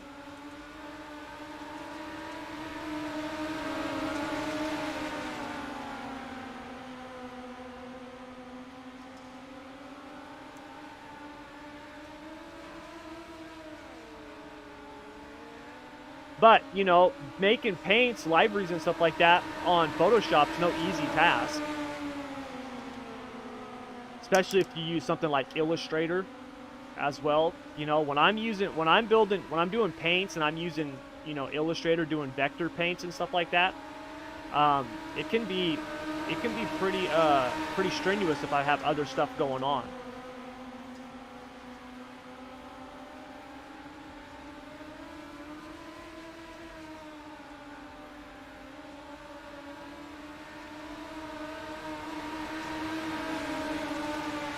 Attaboy, Kale. I freaking love it. Kale's been putting in some time with these cars, man, and it's showing, dude. He's getting so fast in them. He's getting really good in them. These and the non-wing sprints. Kale's just a badass. That's all there is to it.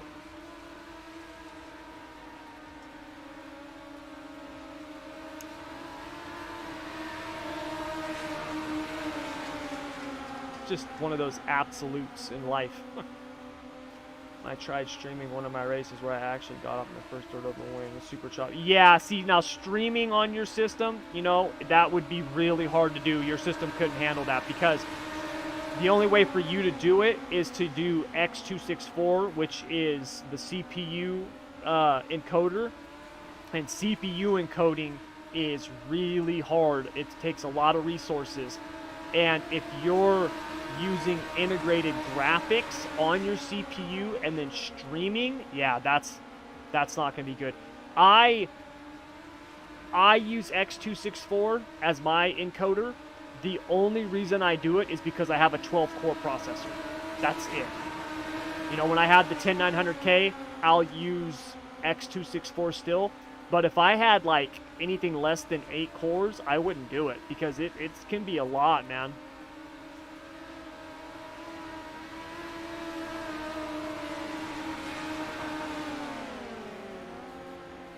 Craig Paints logo. Should I do it online? He does it. For real cars, I love it. Yeah, that's cool, man. That's really cool. It's awesome to do something that you love to do. You know, it just is. It's being able to do what you love is so incredible. You know, I talked about it in this week's podcast where essentially I said, you know, we live in like the greatest time in human history. You know, never in human history have you been able to go out and do something that you love. You know, like my dad, who's a baby boomer, right? When he was growing up, had he, you know, had his dad, you know, my grandpa, asked him, hey, what do you want to do for a living? Had my dad said, you know, I'd really like to find a job that's fun and fulfilling. You know, my grandpa would have been like, what the hell are you talking about, dude? Get out there, find a job, and when you do, stay there because you're lucky enough to have one. What are you talking about for being fulfilled? This isn't Disneyland, right? Get to work. And we don't have that no more. You know, now you can do anything. If you have a laptop and an internet connection, right? Like you can legitimately do anything if you're willing to put in the time and the effort. And it's incredible. It's absolutely incredible. I tell my kids that all the time.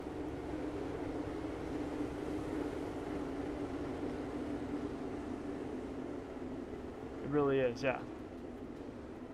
I thought he wrecked in the last one.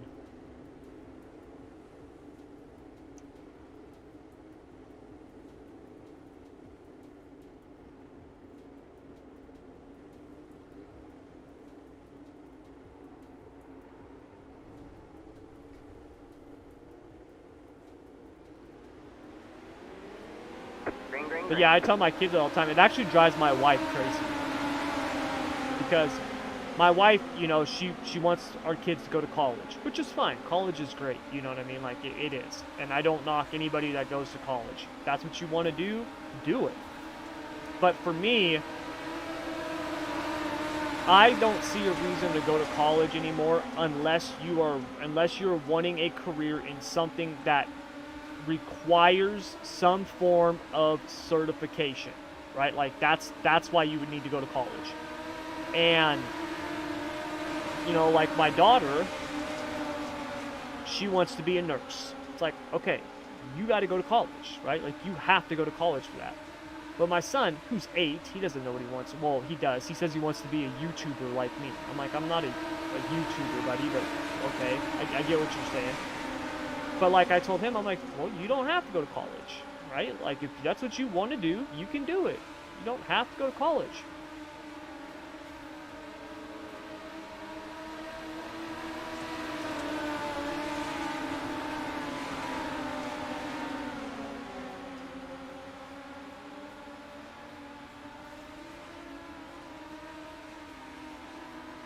Maybe he's slow all of a sudden.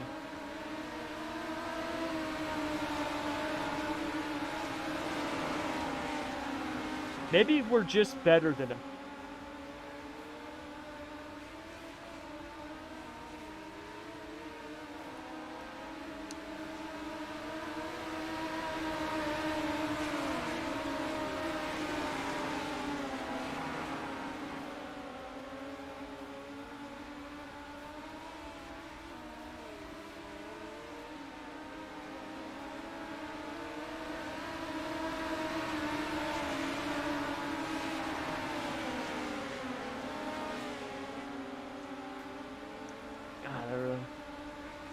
Yeah, nurse school is expensive. Now, I do have my daughter has one advantage, and that is she is a Hispanic female.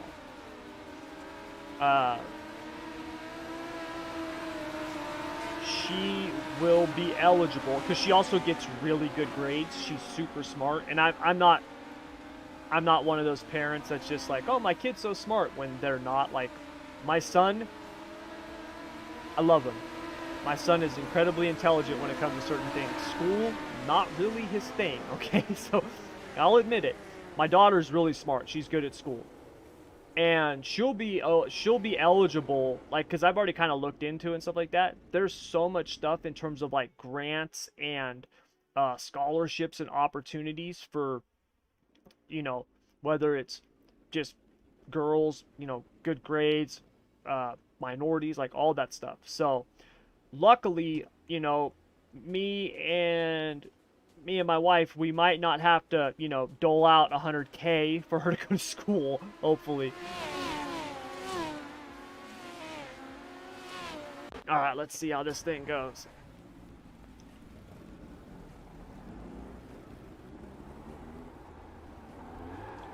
You got one inside. All clear, all clear.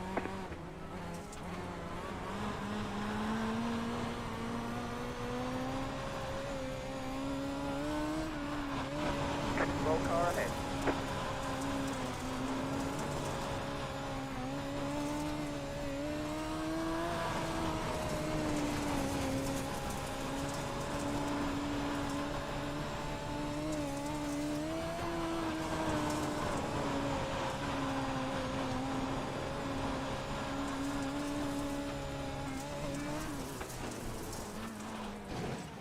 Whoops. She biked on me. You've got wheel damage. We gotta fix that.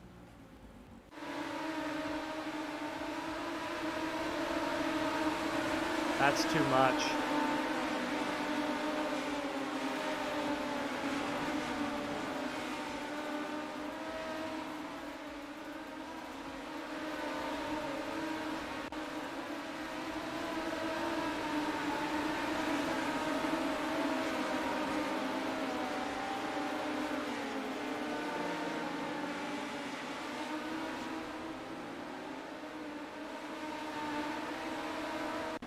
Okay, let's try that.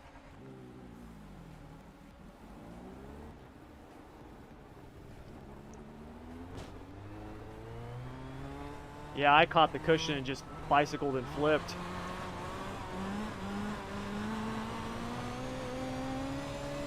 You can definitely feel all that fuel in the back.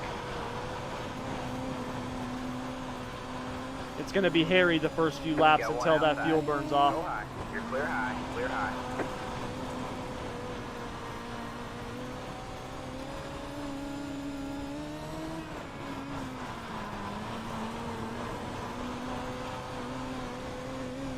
Got one stopped up high.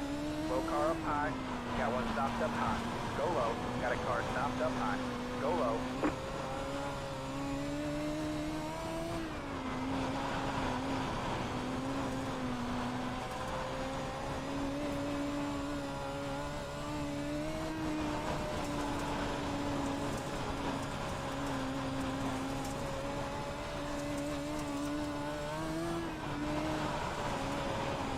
Whoa! Got one outside. You're clear high, clear high. Not sure what happened there.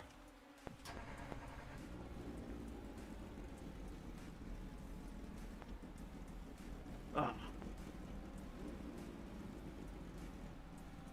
Yeah, this is the warm-up.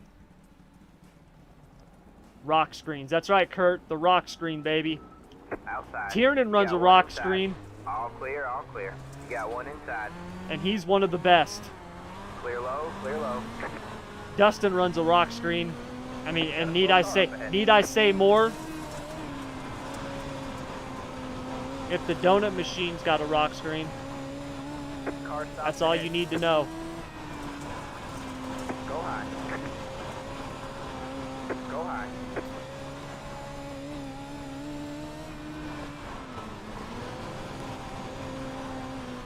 slow car up high. Go high. We have a slow car up high. Go low.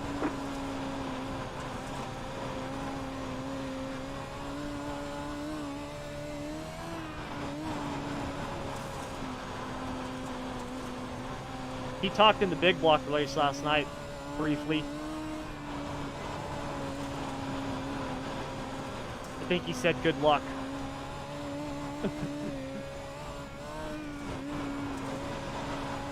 That's right.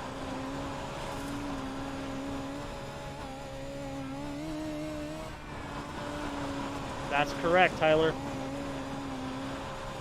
Yeah. Coming from experience.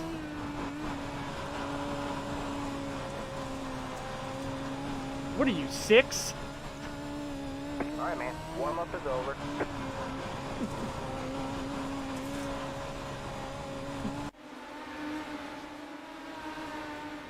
Man.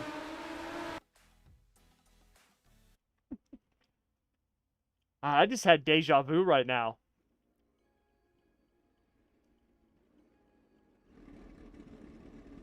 Yeah, I just had deja vu bad right now. Whew. I'm running at 37.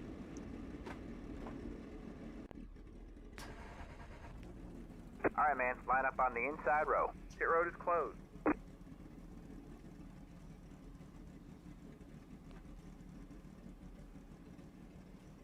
Yeah, good luck, everybody.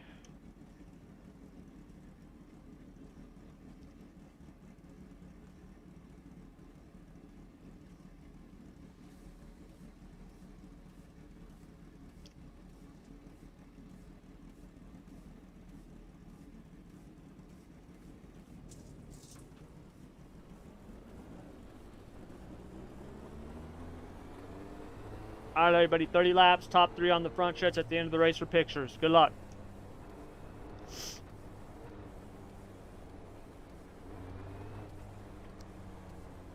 Dude, my wheel feels super...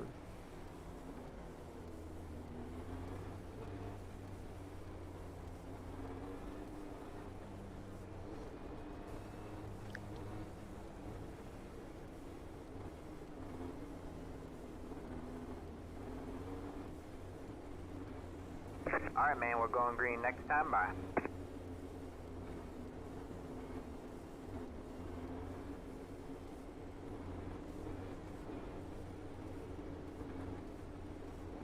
Get ready.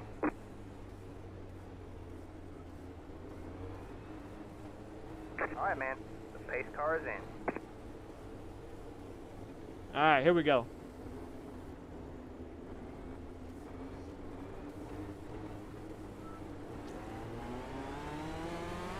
Green flag, green flag.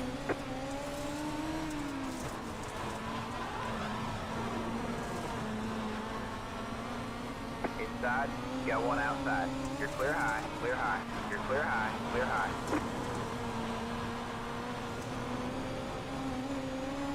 Three wide, you're in the middle. Inside, 3 wide in two the wide middle. there. Of course I All am. clear, all clear.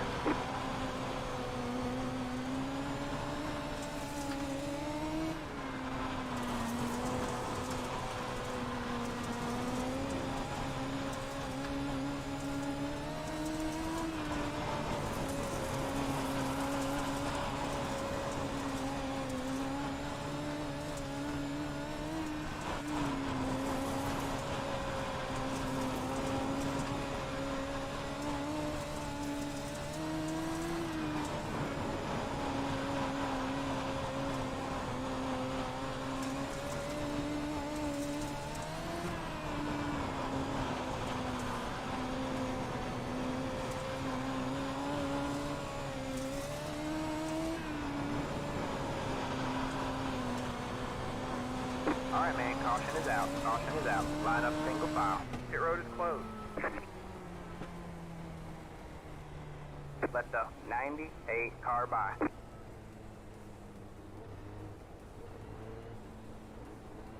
Pit road is now open. Thanks, Kurt.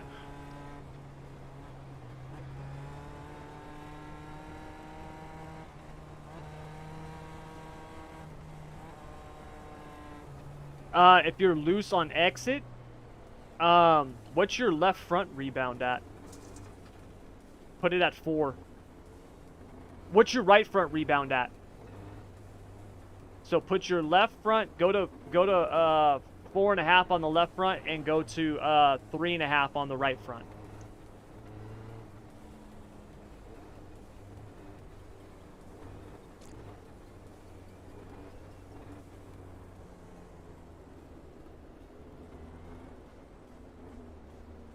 Yeah, the problem with these things is normally, you know, if it was the non-wing, it would just be, you know, the right rear bump, but because it's rebound, the messing with the right rear rebound can actually make the car even more loose because it's holding it over there even more and the car drives around on you.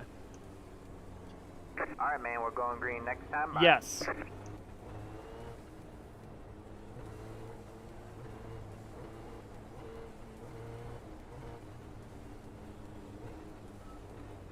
Get ready.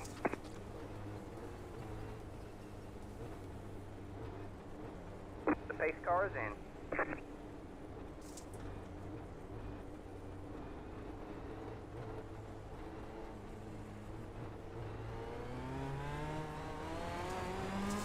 Green, green, green.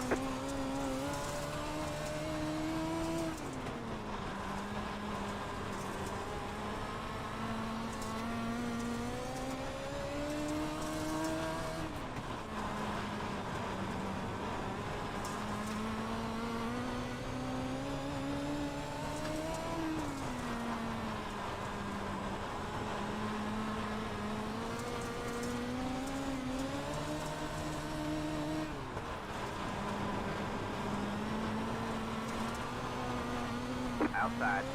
All clear, all clear. Got one outside. You're clear high, clear high.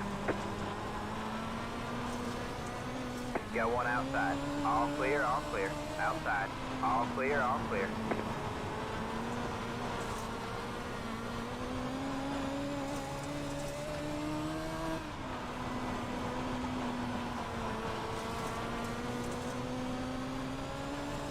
There you go, man. Good job, driver.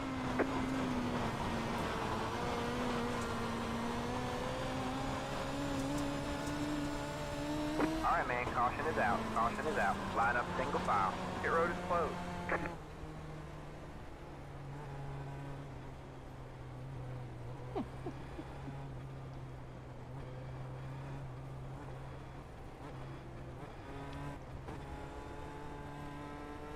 Pit road is now open.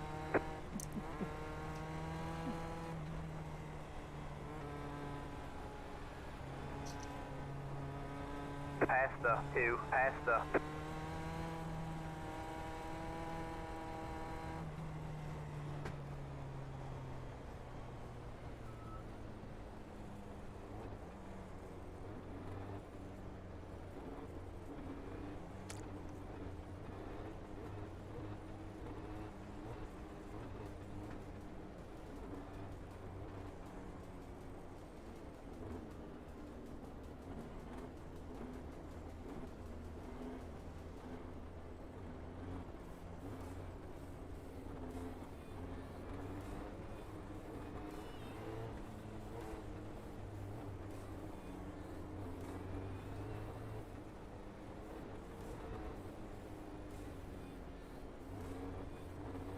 Yeah, it's pretty amazing how he can do that. Alright, man, we're going green next time. Bye.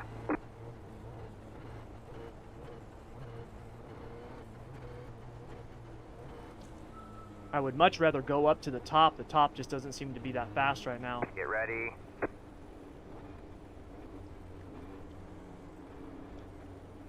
The pace car is in.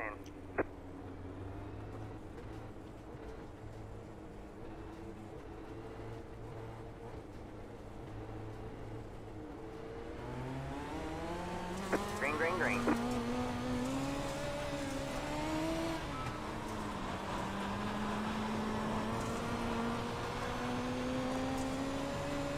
Got one outside. All clear, all clear.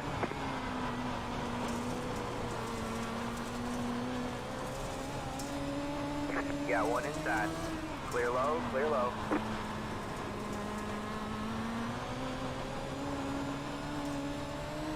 Got one inside. All clear, all clear.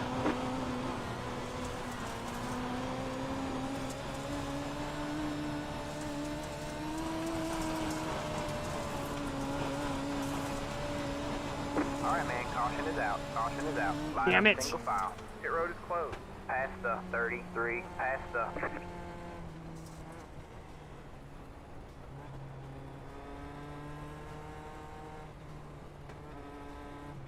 Pit road is now open.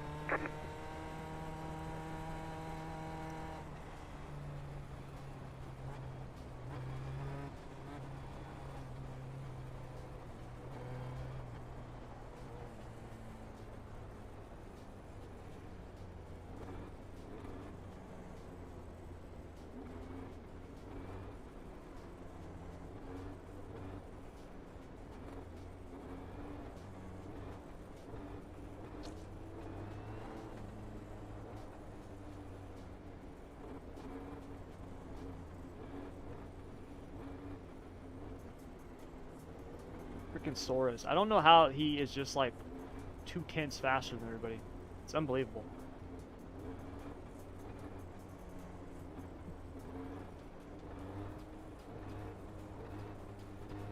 Did you hit the wall on a pace lap, Tyler?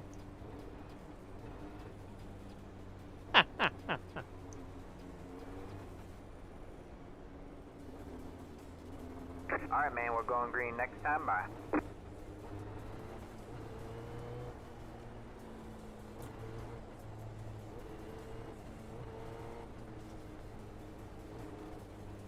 Get ready.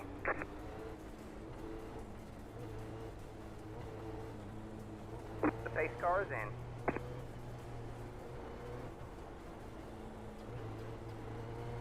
Mine too. Green flag, green flag.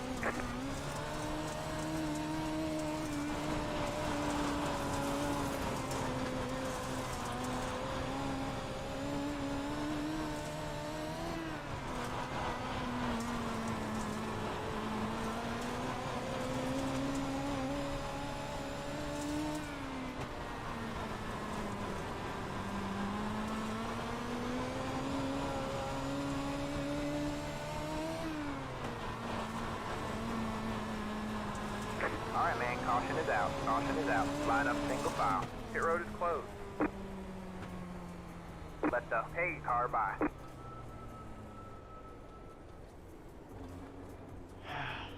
Pit road is now open.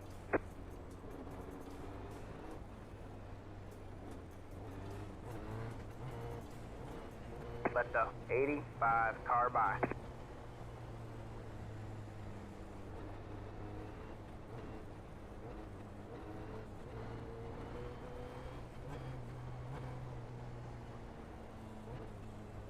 Ah, man. I was hoping I had an adjustment to make there, but I don't. Mine's being a midget. I did what you told me to do and everything. Could be my driving though. Hyper, these things you want to keep them like super straight now.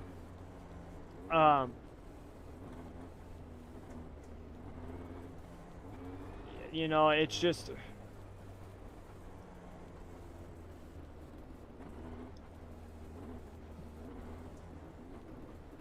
Alright, man, we're going green next time. Bye.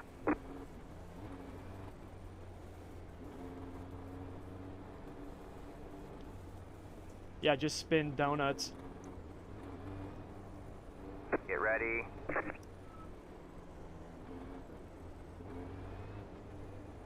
The pace car is in.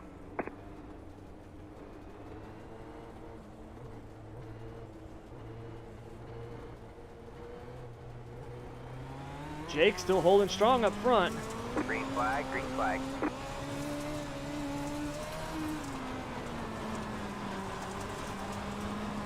Oh no! Go low. Alright, man, caution is out. Caution is out. Line up single file. Pit road is closed. Let the 33 car by. He had the position when the yellow flag came out. No, they Pit road both is now flipped. open.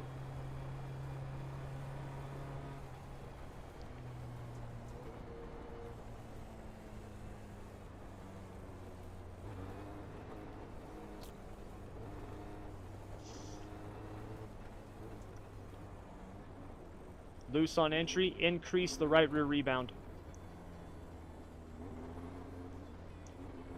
What's the right rear rebound at, Lane?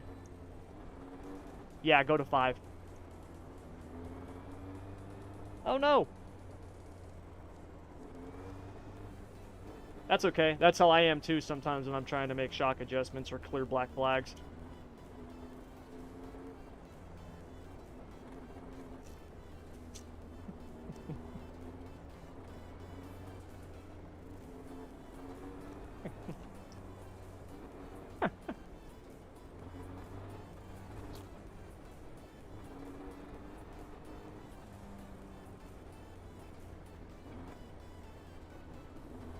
Alright, man, we're going green next time. Bye. Like a 570.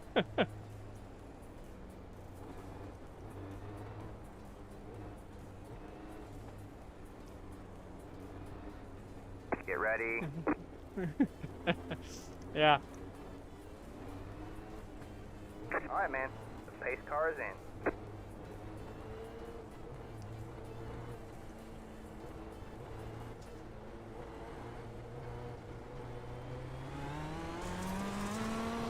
Green, green, green.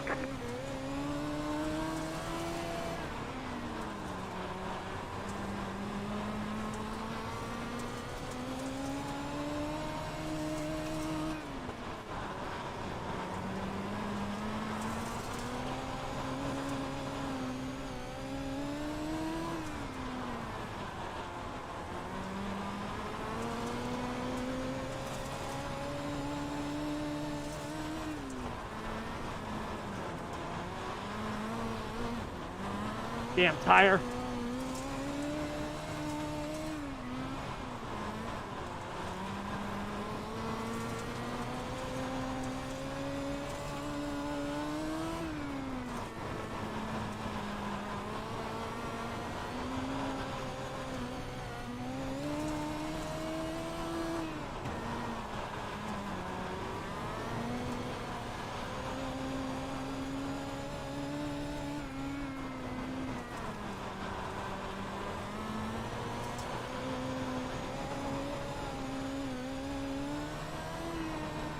To go.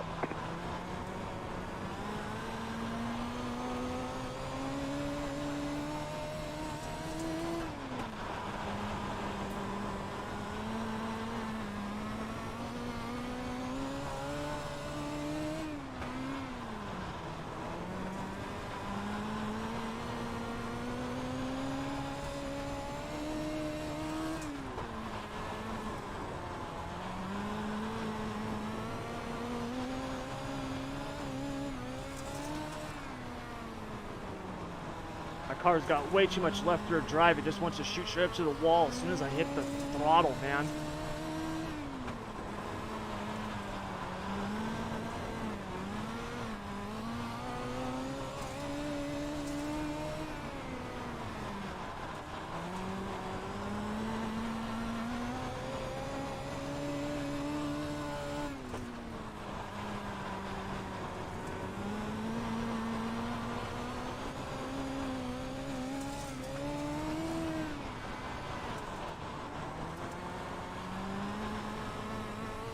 Got one outside. You're clear high, clear high.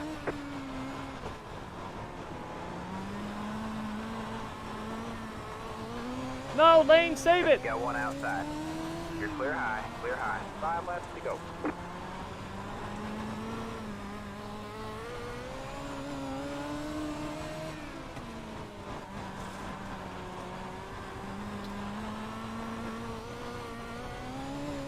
Got one outside. You're clear high, clear high. Of course, now the top is coming back in, and I'm down here on the bottom. Outside. You're clear high, clear high.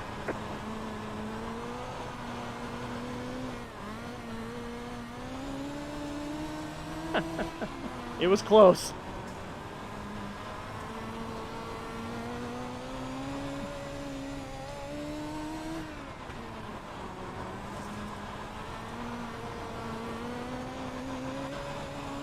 Two laps to go.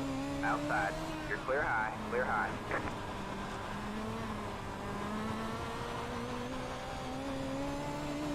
Got one outside. You're clear high, clear high.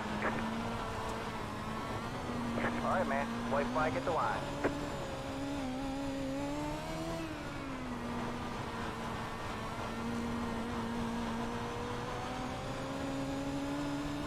Got one outside. You're clear high, clear high.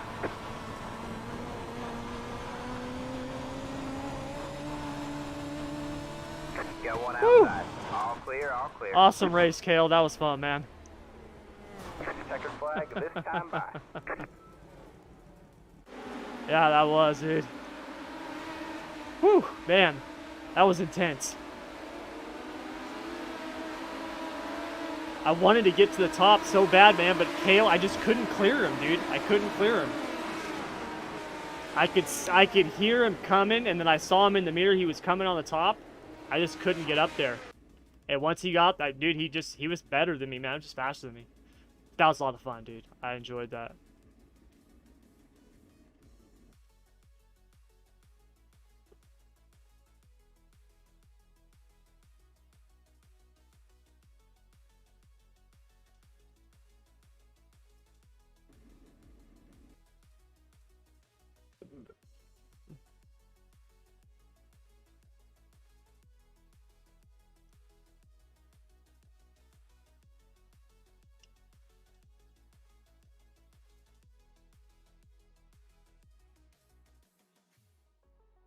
All right. Ooh, I gotta get some practice in. I gotta get some practice laps in on this non-wing.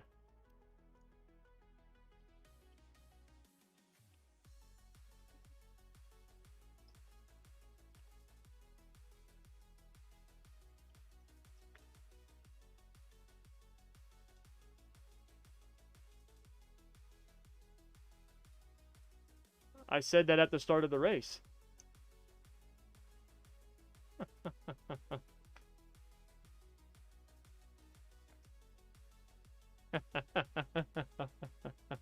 Sorry, I didn't think about reminding you at the end there. I was in an epic battle with Kale and Lane.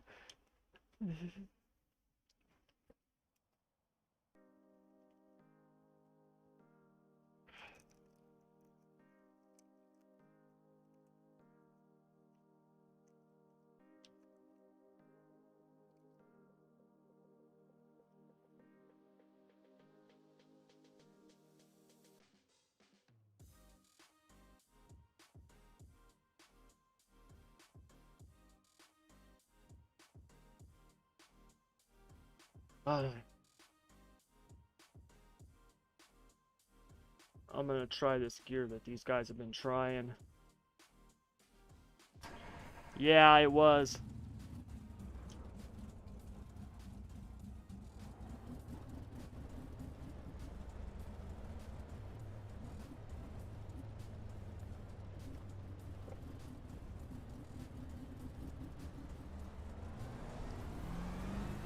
Yeah, that was, man. That's one of the funnest midget races I've had in a while.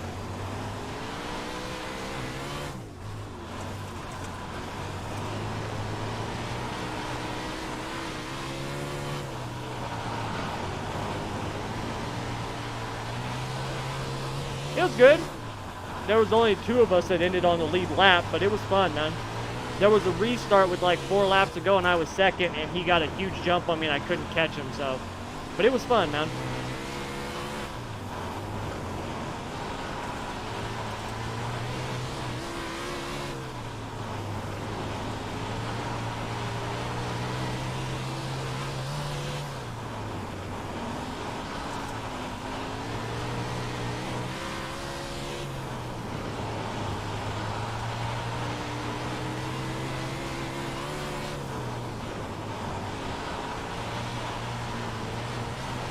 Gear does feel pretty good.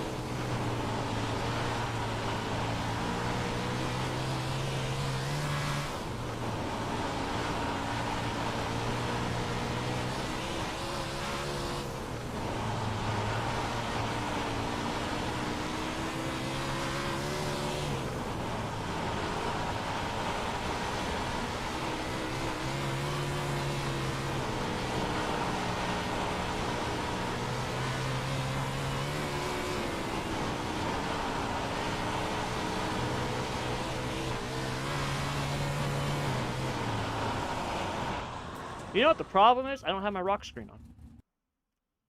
That's the problem. No rock screen.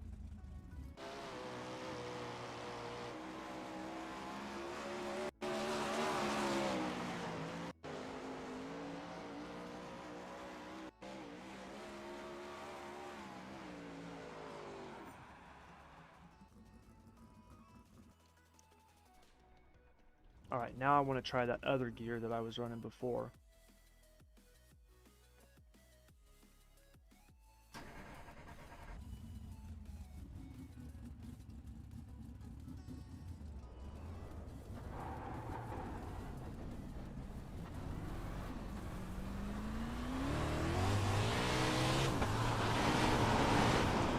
Oh, that's meant way more tire spin. I'm running 7 at Lima Land.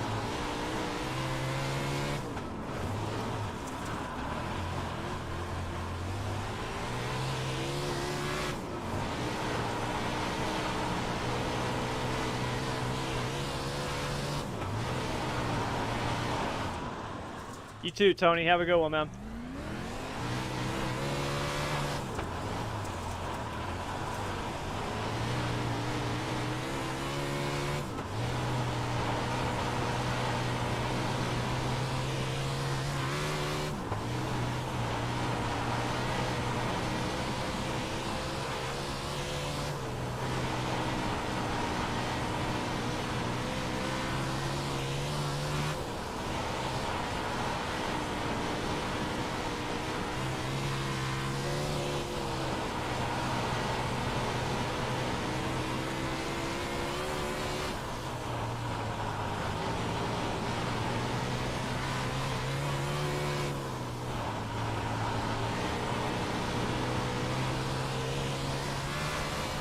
Yeah, exactly.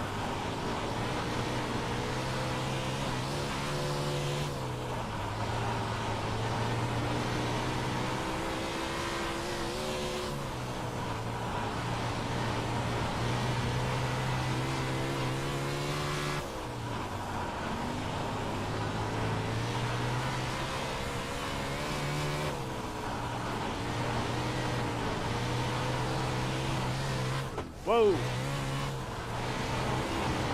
I'm thinking...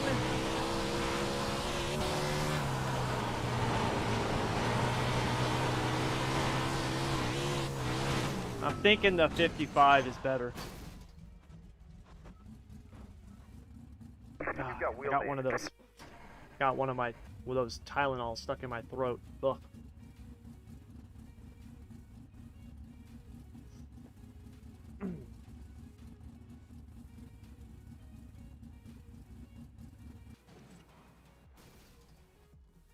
I hate that.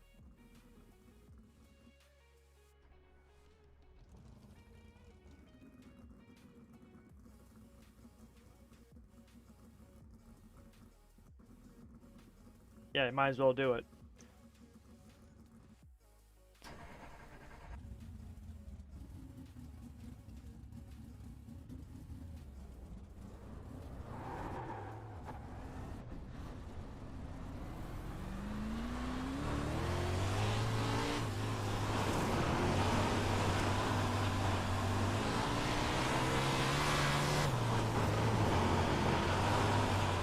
Ah, man, have a good night, Tony.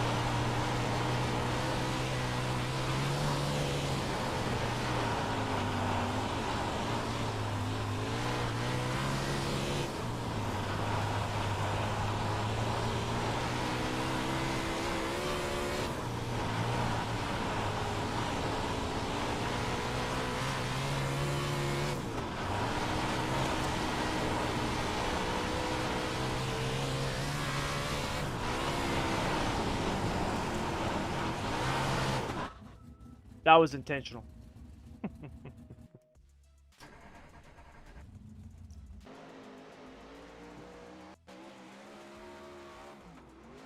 Car's missing something, and I don't know what.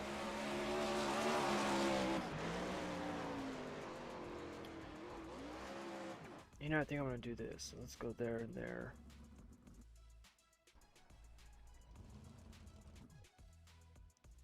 And then with the 70, let's try that and see how that feels. Let's go with that. Kurt, what's up? ... Are you just lost in thought?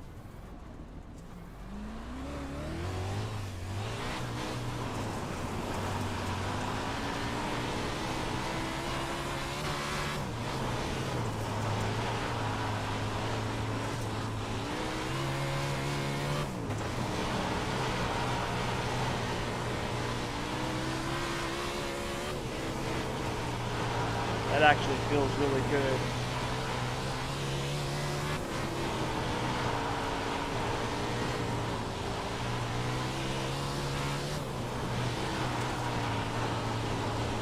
These things have so much more action now than they used to. They dance around so much more on this new tire, which is awesome.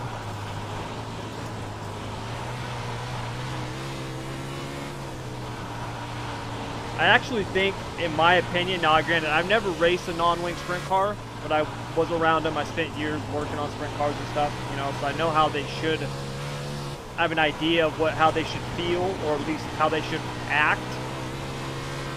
And in my personal opinion, I think this car is now about the closest thing that you can get to like real life on the sim for dirt. I really do. It's incredible, man.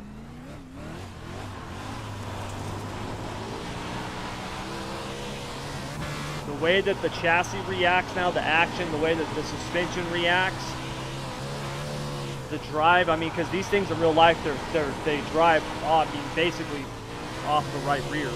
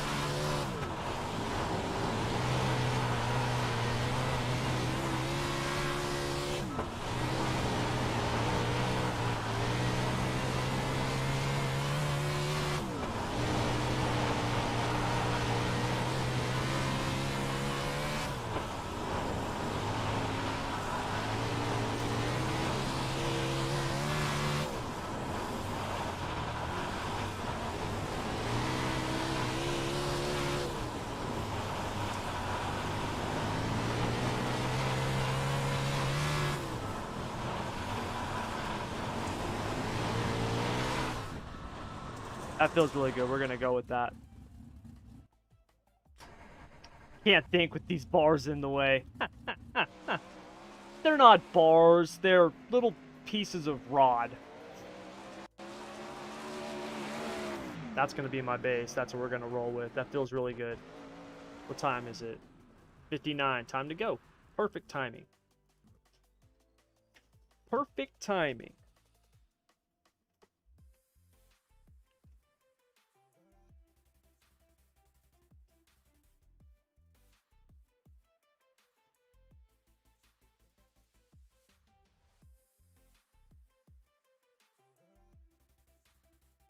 Non-wing 410s. Can't wait.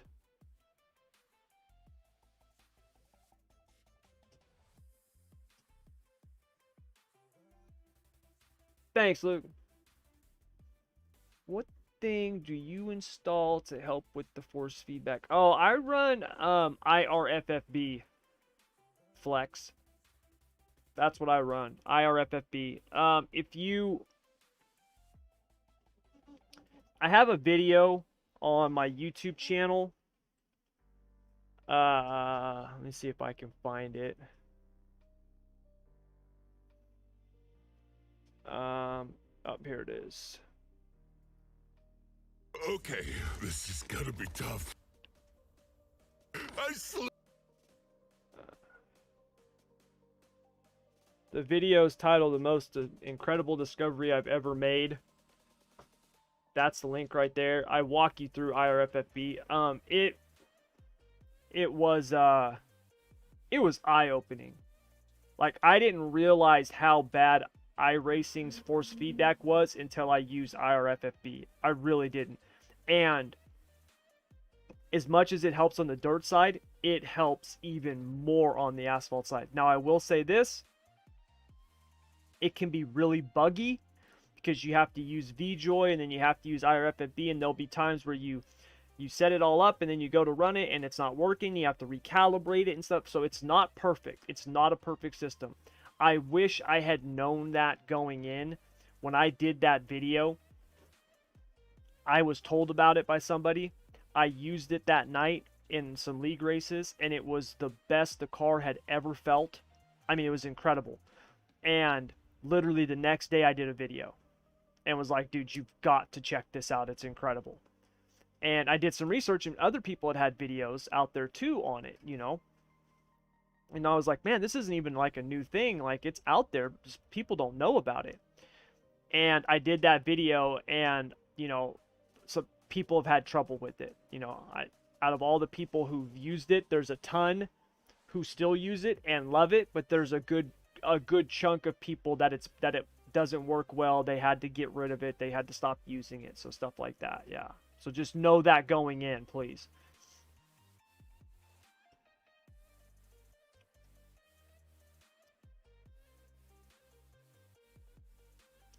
That dang Tylenol will not go down. It's stuck in my throat.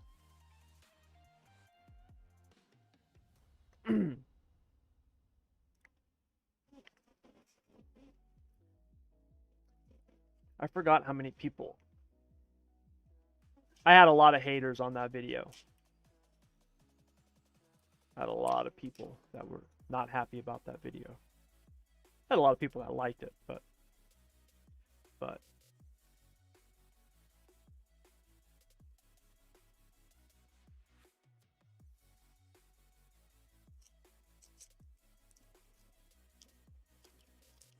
yeah, no problem.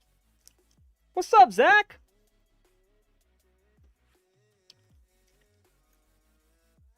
Who the hell's Toomey, Zach? My nephew, my wife's nephew, but he calls me he calls me Uncle Tommy. But he always calls me Toomey. Toomey, Toomey.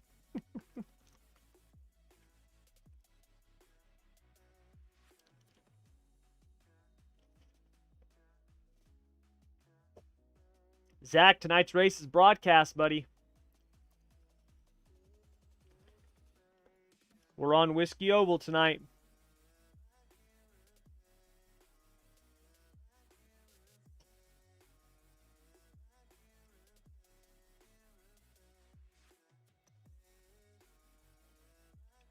I see that.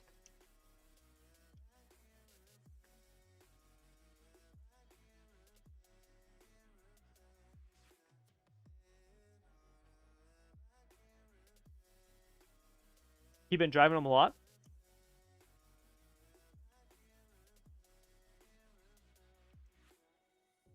Oh.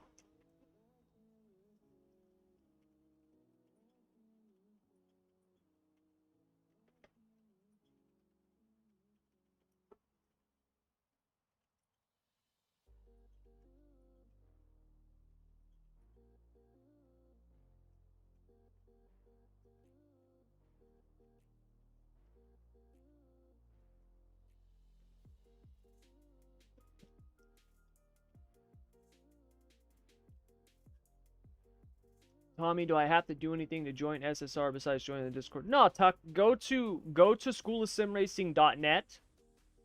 Click on the button that says join community. That'll put you on the email list, and that'll give you the link to the Discord, and then also the Facebook group if you want to join that as well.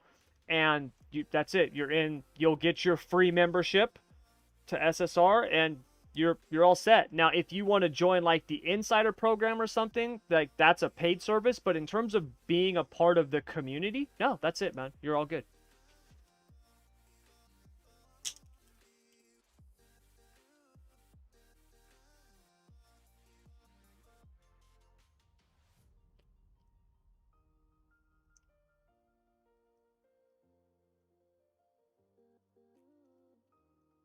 I get way too nervous when it's broadcasted. Zach, no. Get over that, man. You're fine.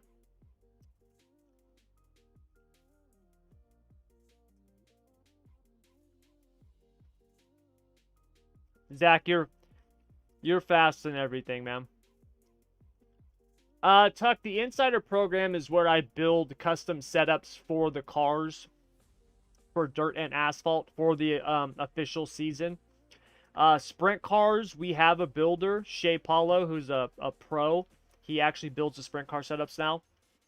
And then we also do videos that show you the qualifying line, the feature lines, you know, notes with adjustments, stuff like that. And then I just got a new builder on the late model side too for the pro and super late models. And then the rest of the setups I build. I do all the asphalt and the rest of the dirt. So it's like we have 16 cars or something like that we do. So we do all the dirt cars minus street stocks and legends because I don't drive those damn things. And we do all the asphalt oval cars minus the sprint car, the silver crown, and the Indy car, and street stocks and legends because I don't drive those things.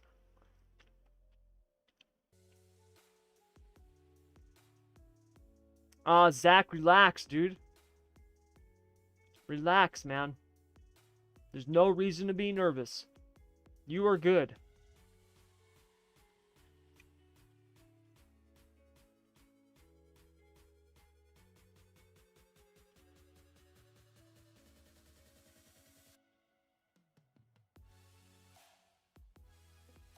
Yeah, maybe qualifying in the heat race, depending on what heat race you're in. I'm going to qual with the 570 shade, but I'll probably run a 55 in the feature.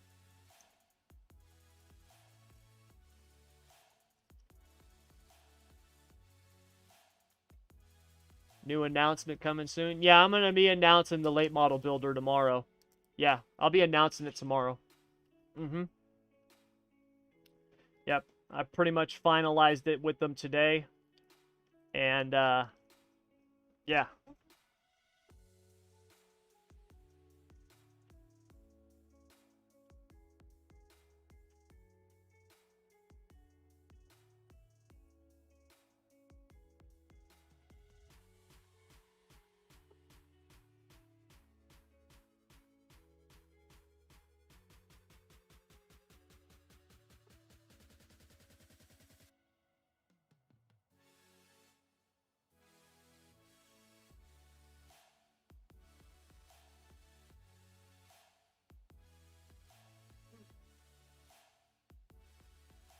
So, but yeah, Zach, I'll be announcing that tomorrow.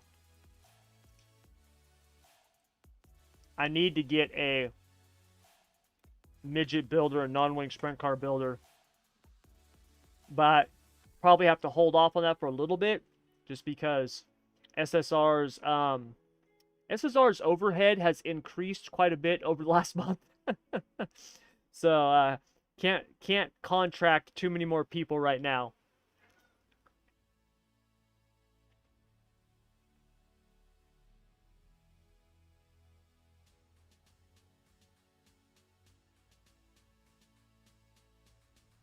I've been running 7 here. But I've been trying kind of what I started doing in the late models and the big blocks where I'll run like more spring split with no stagger. And I've been trying that here where I'll run a lot more bar split in the rear and less stagger, and it just feels better to me in these cars now.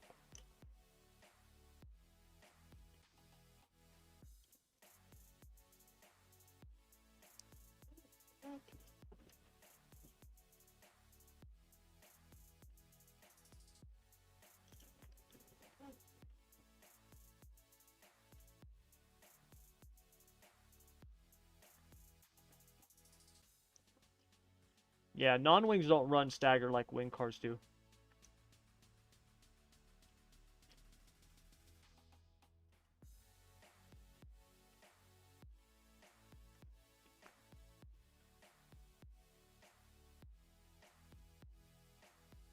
But the thing is less stagger, the car it can actually be looser when you're off throttle.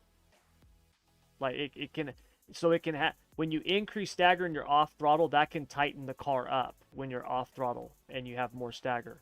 But if you have less stagger and you're off throttle, that can also loosen up to where you can get the car to kind of slide around the way that they kind of pitch these things around more. So it's a reverse effect. On throttle, it's going to be a lot tighter, but if you get off the gas and you go to kind of pitch it in, it actually helps it slide. It's not a, you're not trying to keep it straight, you're trying to like pitch it, I guess would be the thing. Yeah, you don't have to worry about that.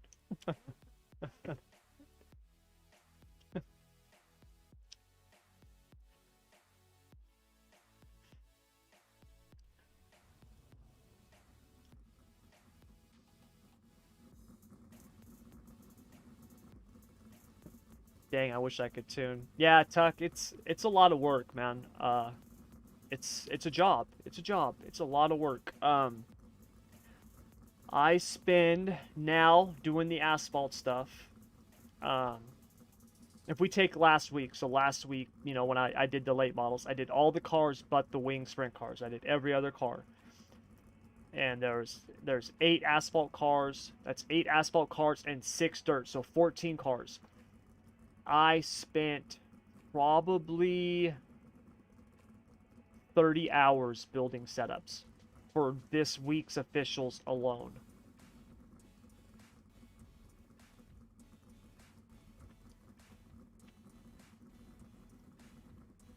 I just realized my name was so old.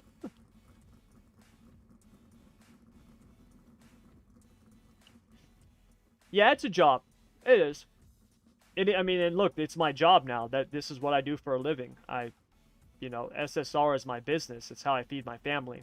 Now, setups are not the only thing that we do. I mean, we have a bunch of different avenues. And I have other avenues outside of just, like, training and setups. You know, the ad revenue, live streams, you know, my podcast I'm hoping will become an income revenue stream, affiliate links, stuff like that. So there's a lot of different ways to do it.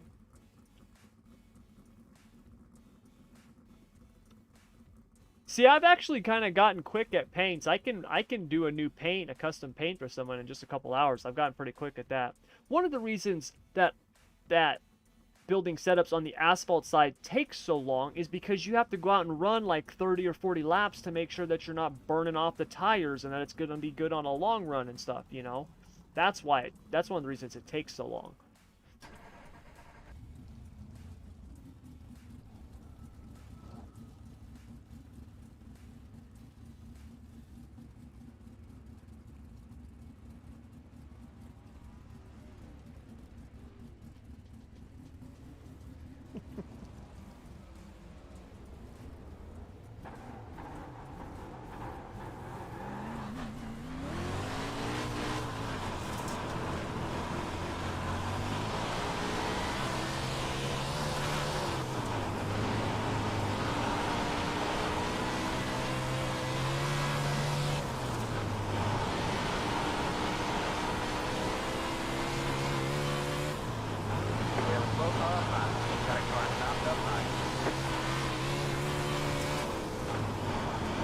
Whoa, Moose.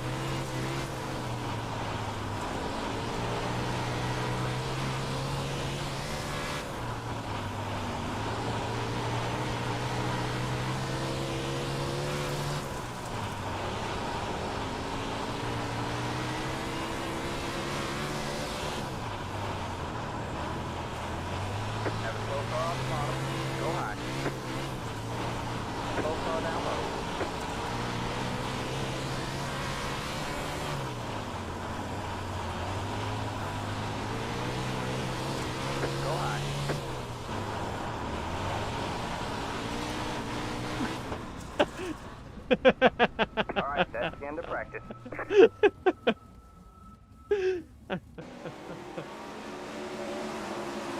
That's how these cars are, man.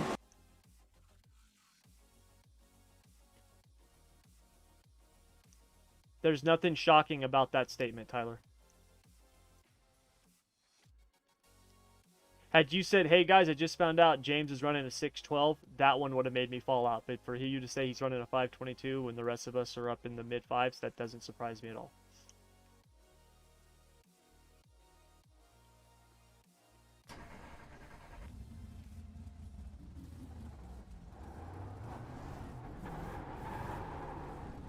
Oh crap, I forgot to take my fuel out.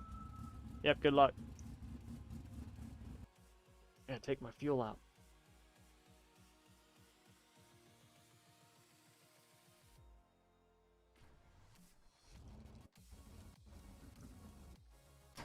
There we go.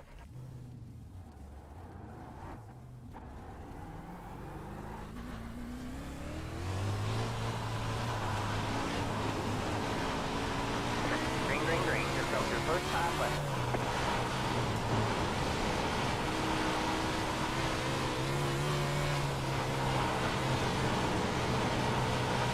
One more left to go.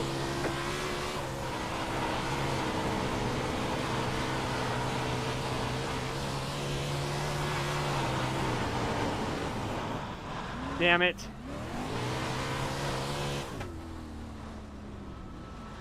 God dang it. That second lap would have been better. There's the checker.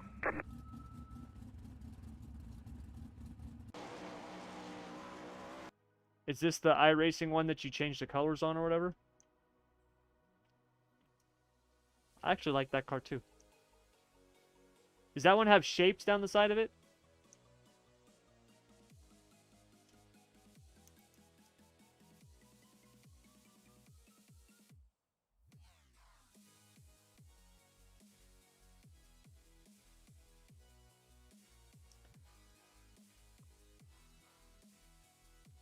James 11-0.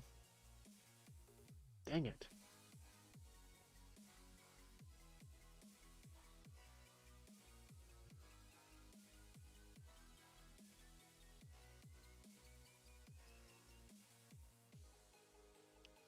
Pretty much max, if it slicks off, going down a pound or so, maybe like a pound in both tires, maybe two in the going down, two in the right rear and one in the left rear, like if it's really slick, is, you know, you can find some more grip there. But it's not like, you know, the midgets or the big blocks or something where you want to be running like min pressures. You don't want to do that.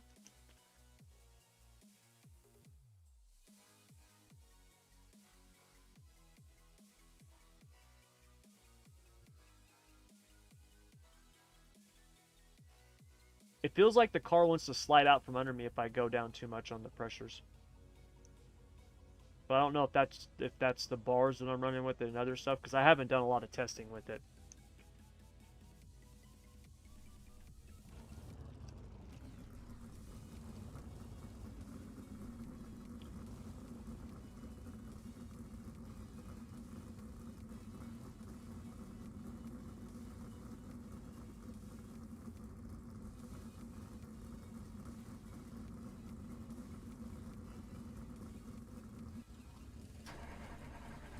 Alright, man. Line up on the outside row now. Pit road is closed.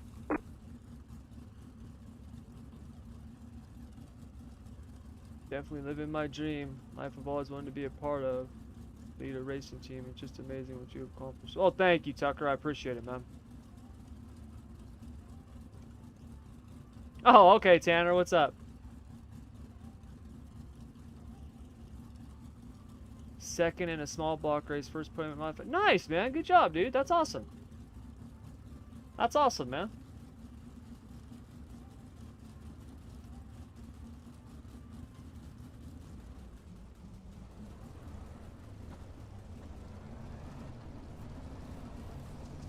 Yeah, why am I in this heat race again?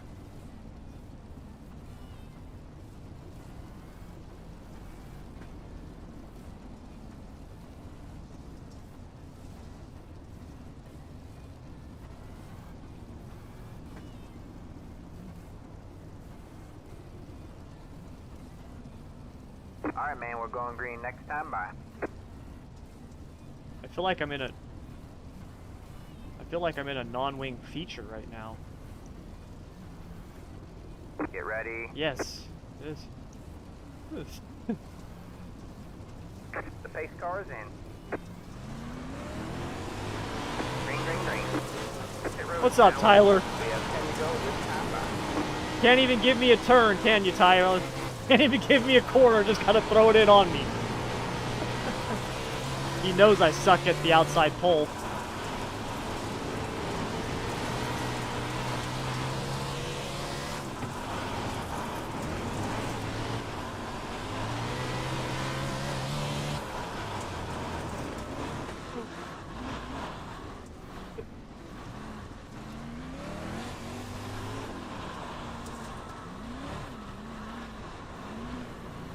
That was on me. That was on me. I got into Tyler there.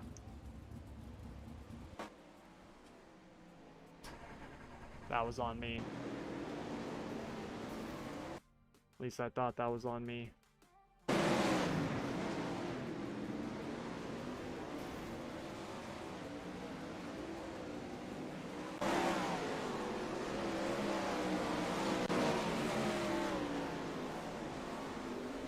I don't like gaining spots if I think I wreck people. I thought I got into him.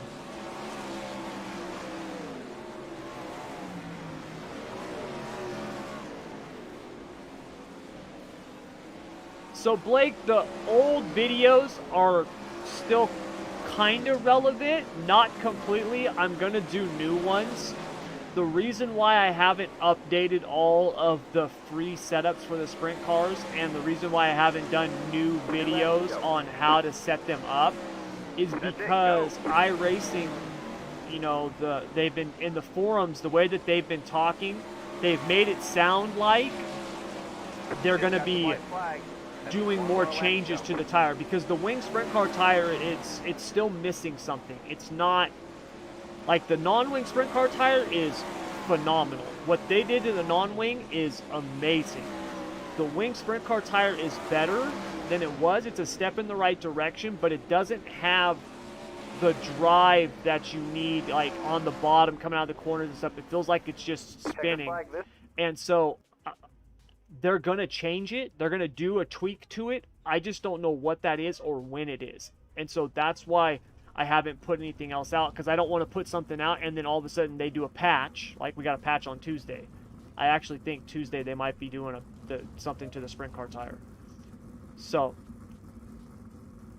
I don't want to do something and all of a sudden be like, oh crap, hey, all that stuff has changed again. So yeah, it's kind of relevant, but not completely. There's still some different stuff to it. So I'm going to update those videos as soon as iRacing has the tire like finalized. Tyler won the midget race. Tyler won it. Jake was leading most of it, and Tyler got around him at the end.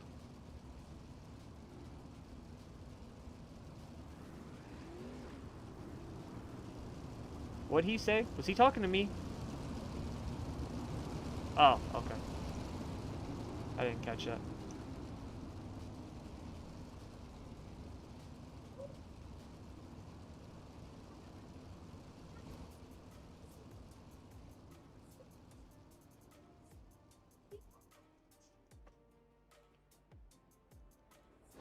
Green flag, green flag.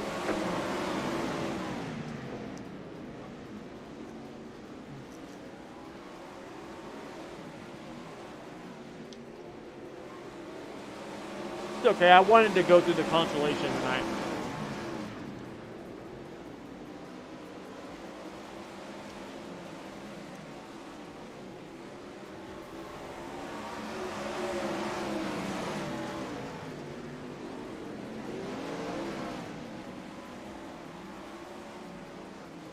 Yeah, Tanner, I've had people ask me that before, if I could teach them how to build setups, and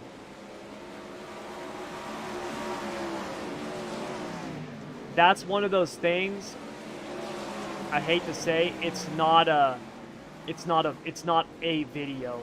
That's a video series. I mean, it's a training course. It really is.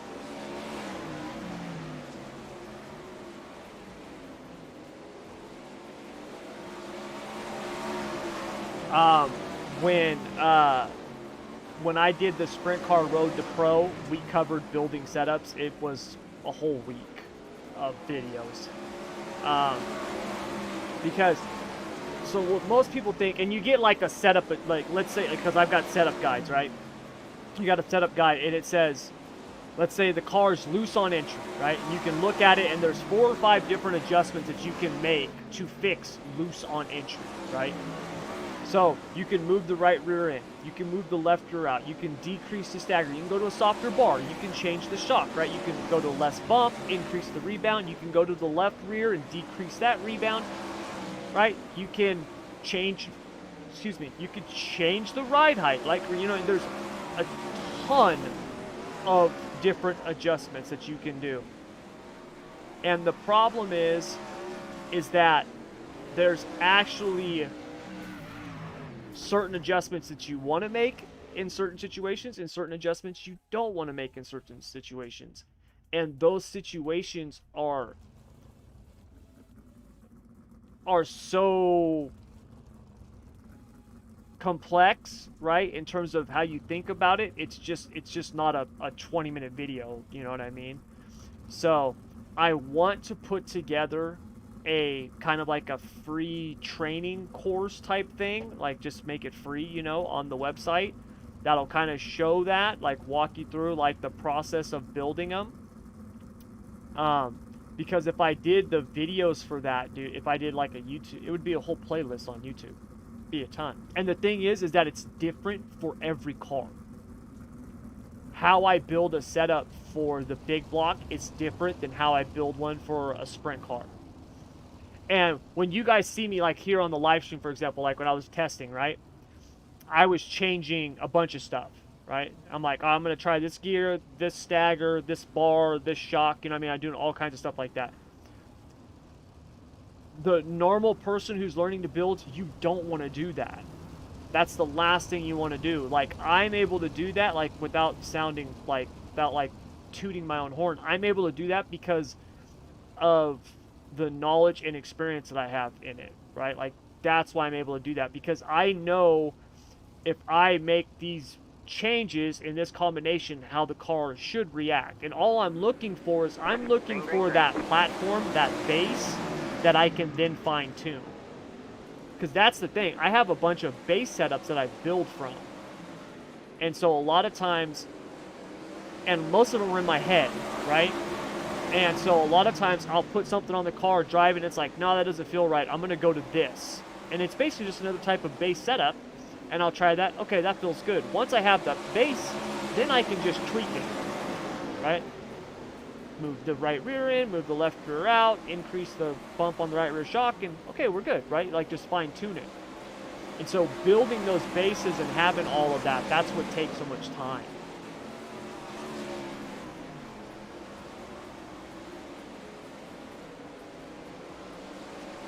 Yeah, and Tanner, Jordan's right, man. We're in the Discord channels a lot more now. You know, I'm trying to be in the regular Discord channels a lot more now. And just hop in.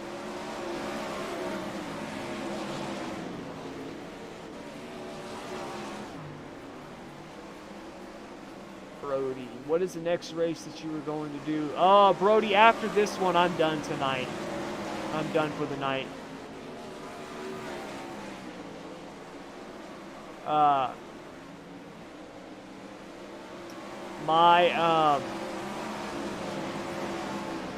Yeah, Thursday nights after the league races, I'm done. I'm on all day, dude. So this is literally the end of my day. When you guys see me on the live stream, this is the end of my day. I start my day on the sim at 3 o'clock in the morning.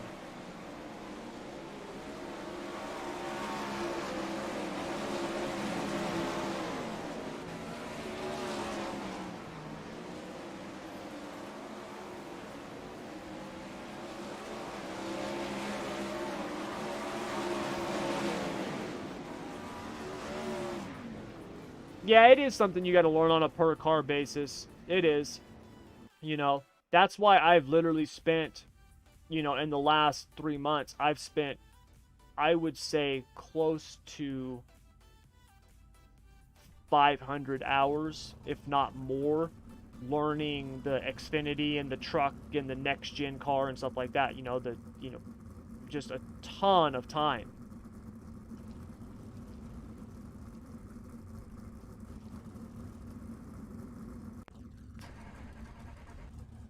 Alright, man, line up on the inside row. Pit road is closed.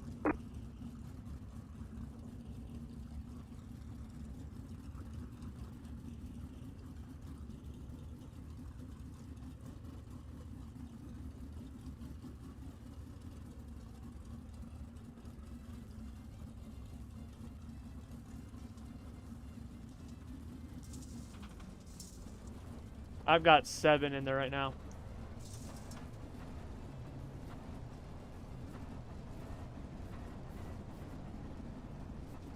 Seven gallons.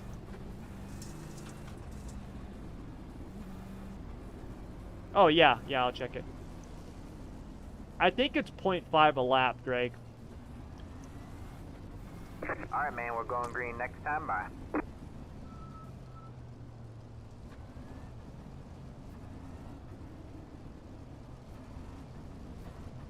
Get ready. Alright, man, the pace car is in. Green flag, green flag. 10 to go.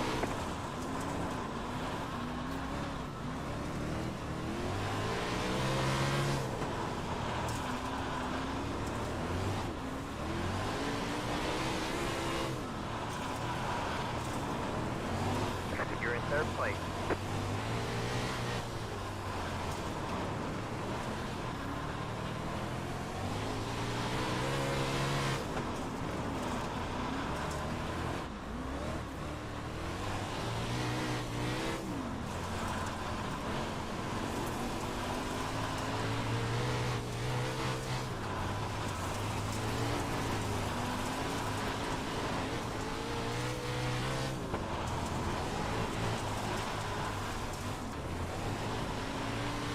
Definitely need a taller gear.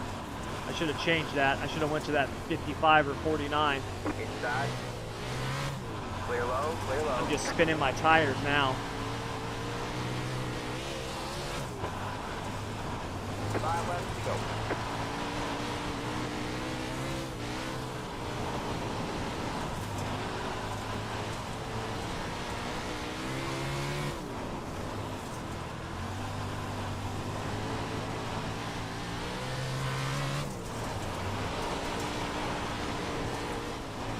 Got one stopped up high.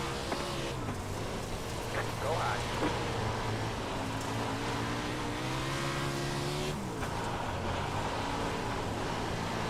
Two laps to go.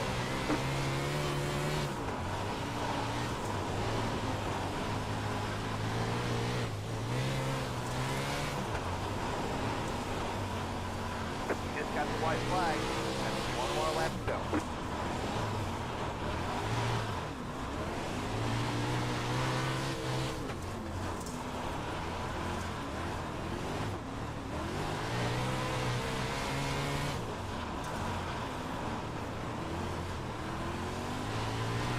Checker flag this time by.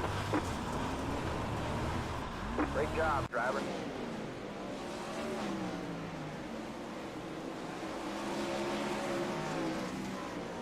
We're gonna take that out.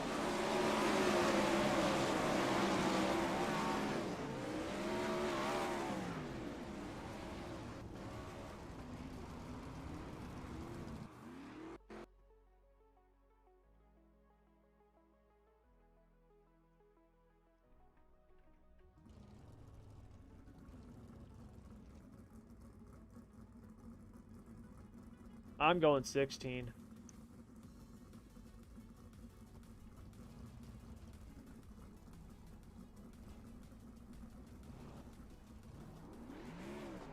No warm-up, track is closed.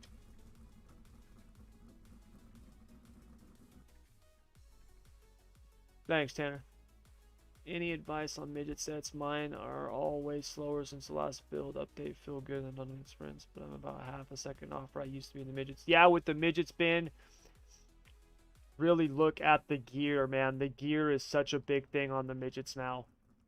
And tire pressures.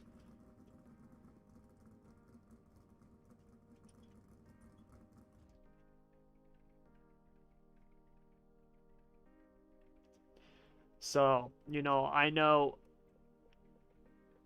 for example, at Kokomo, we used to run a 594 gear, and it was crazy fast. Now at Kokomo, we're running like a 630 in qualifying, you know, down to a 617 or a 611. You know what I mean? Like, the gear is so important now. Like, big tracks are running super tall gears, short tracks are running super short gears. I mean, it's just all over the place. You know, big tracks we're running max air pressure in the rears. Short tracks are running low air pressures. Man, line up on the inside you know, road. it's just, Pit road is closed. And those two things seem to be the biggest difference from now to the previous stuff. So, and then when you're driving them, keep them straight. Just keep them straight. That's really the thing. God, man, tell us how you really feel.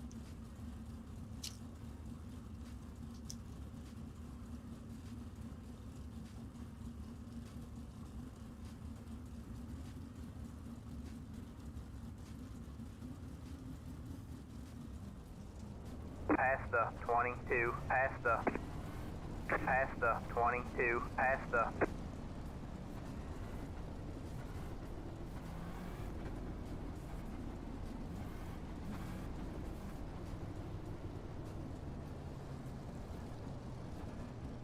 Alright, man, we're going green next time. Bye. Good luck, you guys. Alright, you guys, top 3 at the end of the race on the front stretch for pictures and interviews. Good luck. Get ready. Yep, good luck. Alright, here we go. Green, green, green. You can tell she's got fuel in her.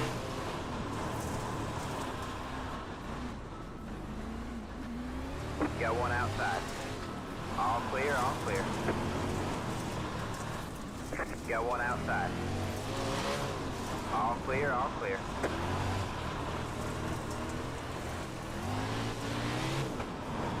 Whoa! Have a slow car on the bottom. Go low. Outside. All clear, all clear. Have a slow car on the bottom. Go high.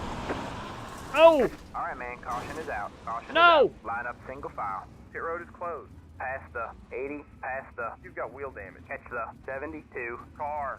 Let the Increase 80 the left car rear by. rebound. You had the position when the yellow flag came out. Looks like your car is toast. You'll need a tow back to the pit lane. Press and hold the reset button and we'll come get you. I'm broke. You entered a closed pit. Go to the end of the longest line. That's not your fault, Kale. Vinny was in front of us, man. We had nowhere to go.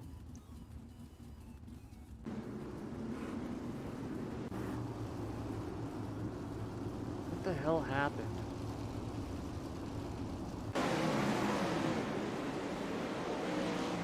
Increase your left rear rebound, Kale.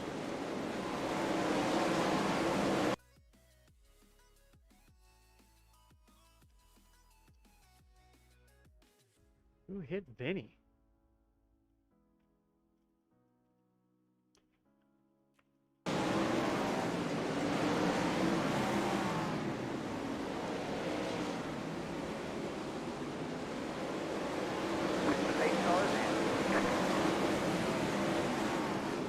Green, green, green. That sucks.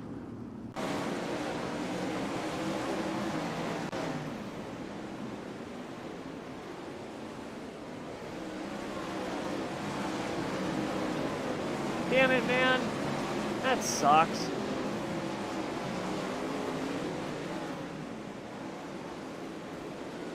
Right on, Ben. Yeah, we're halfway through this season, and when this season's over, we'll open it up. So Yeah, you can join then.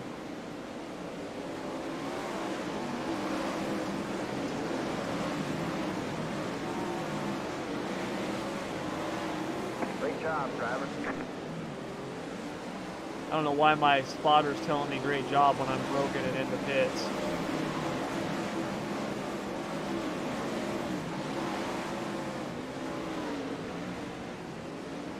Alright, man, caution is out. Caution is out.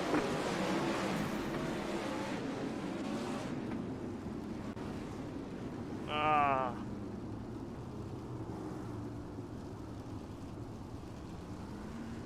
There's something coming up in a few minutes.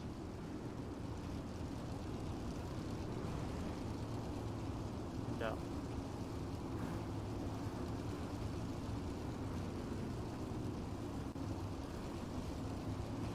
Ah, that's a bummer. That sucks.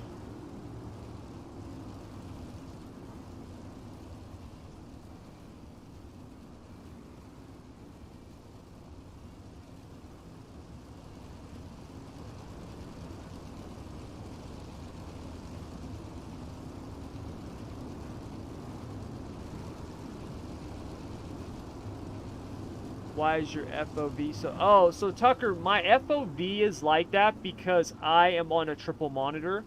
So, Alright, man. I can't go back out onto the track, but this is what you guys see my center monitor. What I see on my triples is that. Like, I basically see that on my... Well, actually, I probably see even more. I probably see like that. I mean, I obviously don't see this stuff, but I mean, in terms of out my sides and everything, that's what I see. The reason why it's so bad for you guys is because you only see my center monitor. I can't stream all three. So that's why it's like that. I've looked into ways to try and, you know, stream it to where it's further out and stuff. There's just not a way for me to do that. The only other way for me to do that would be to, I would have to have another account, buy all of the content, join that race that I'm in on the other computer, watch it in replay mode from my cockpit and zoom it out. That's the only way to do it. So that's why it looks like that. I know for you guys it's not the best view.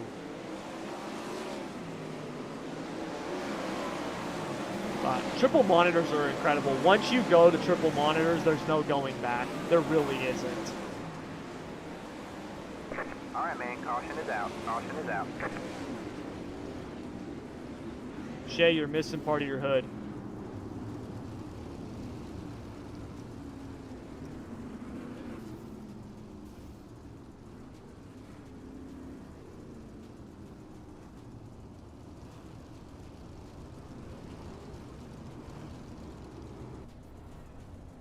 We might as well ride with James.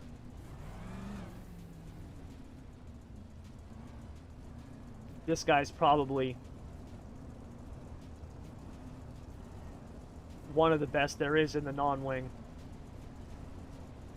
He's incredible in these cars.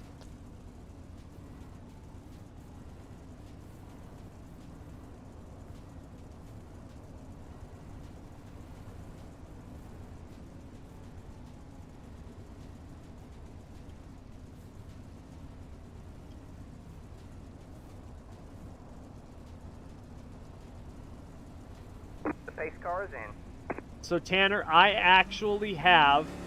Green flag, green flag. I actually have both. I have VR and I have triple monitors. VR is really cool. It's immersive. It's incredible. It really is. In terms of immersion, there's nothing else like it.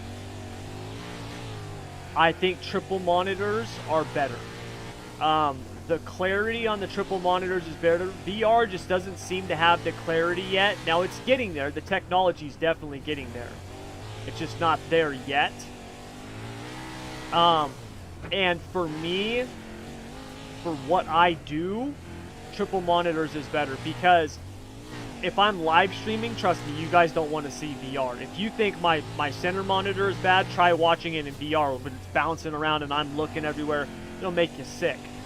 And I can't really interact with the guys in Discord, you guys on the chat, the community. I can't interact with everybody in VR like I can with the triples. So for me, it's personal preference. But I have both. I have an Oculus Rift S, and it's awesome. I had a member of SSR bought that for me as a gift. They gave that to me as a gift, and it's awesome. It really is. I still use it every now and then. Like, I'll put it on every now and then and just do a race here and there in VR because it's just cool. But I'll never live stream or anything like that with it because it's just you can't interact with other people. So they're both cool. They're just different. It depends on what you want to do. If you are looking for, if you're like Tommy, look, I'm a sim racer and I just want the most immersive experience that I can get, VR is the way to go. It is. I would probably look at something a little bit better than the Rift S. All right, man. Caution is out. Caution is out. From my understanding, there's another headset, and I don't know which one it is. I cannot remember the name of it. But it's supposed to be, like, really, really good. I just don't know the name of it. It's like twice the cost, though. It's really expensive. So I would go that route just because from what I've heard, the clarity and stuff is just a lot better. So it's really nice from what I've heard. But yeah, if that's what you're looking for, I would go VR. If you're wanting to do streaming and, you know, like interacting with other people and stuff while you're doing it and stuff like that, I would go triple monitors.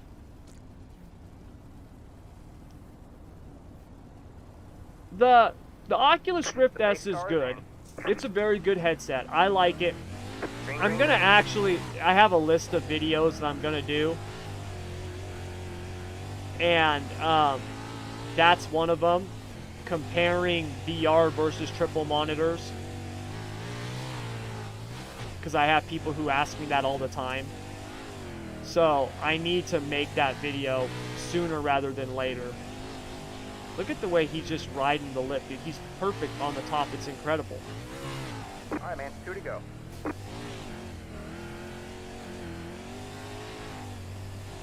I mean, he is perfect on the cushion, dude.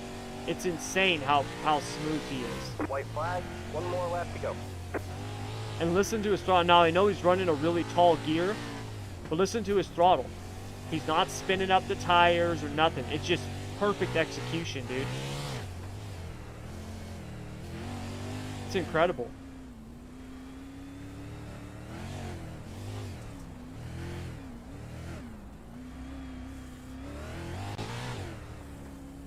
There's a checkered flag. We'll get him next time. That was incredible. Absolutely incredible.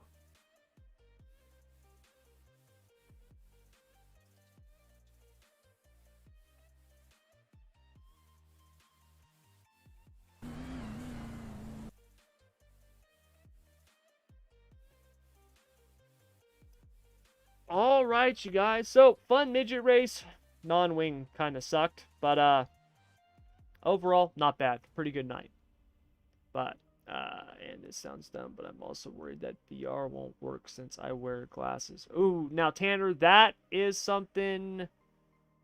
Yeah, I don't know how that will work. Because I can tell you right now, man, the VR it's close. It's really close. And the headset fits tight. I don't know if I would do VR with glasses. I really don't. Like, if you wear contacts, yeah. But, yeah, I don't know, man.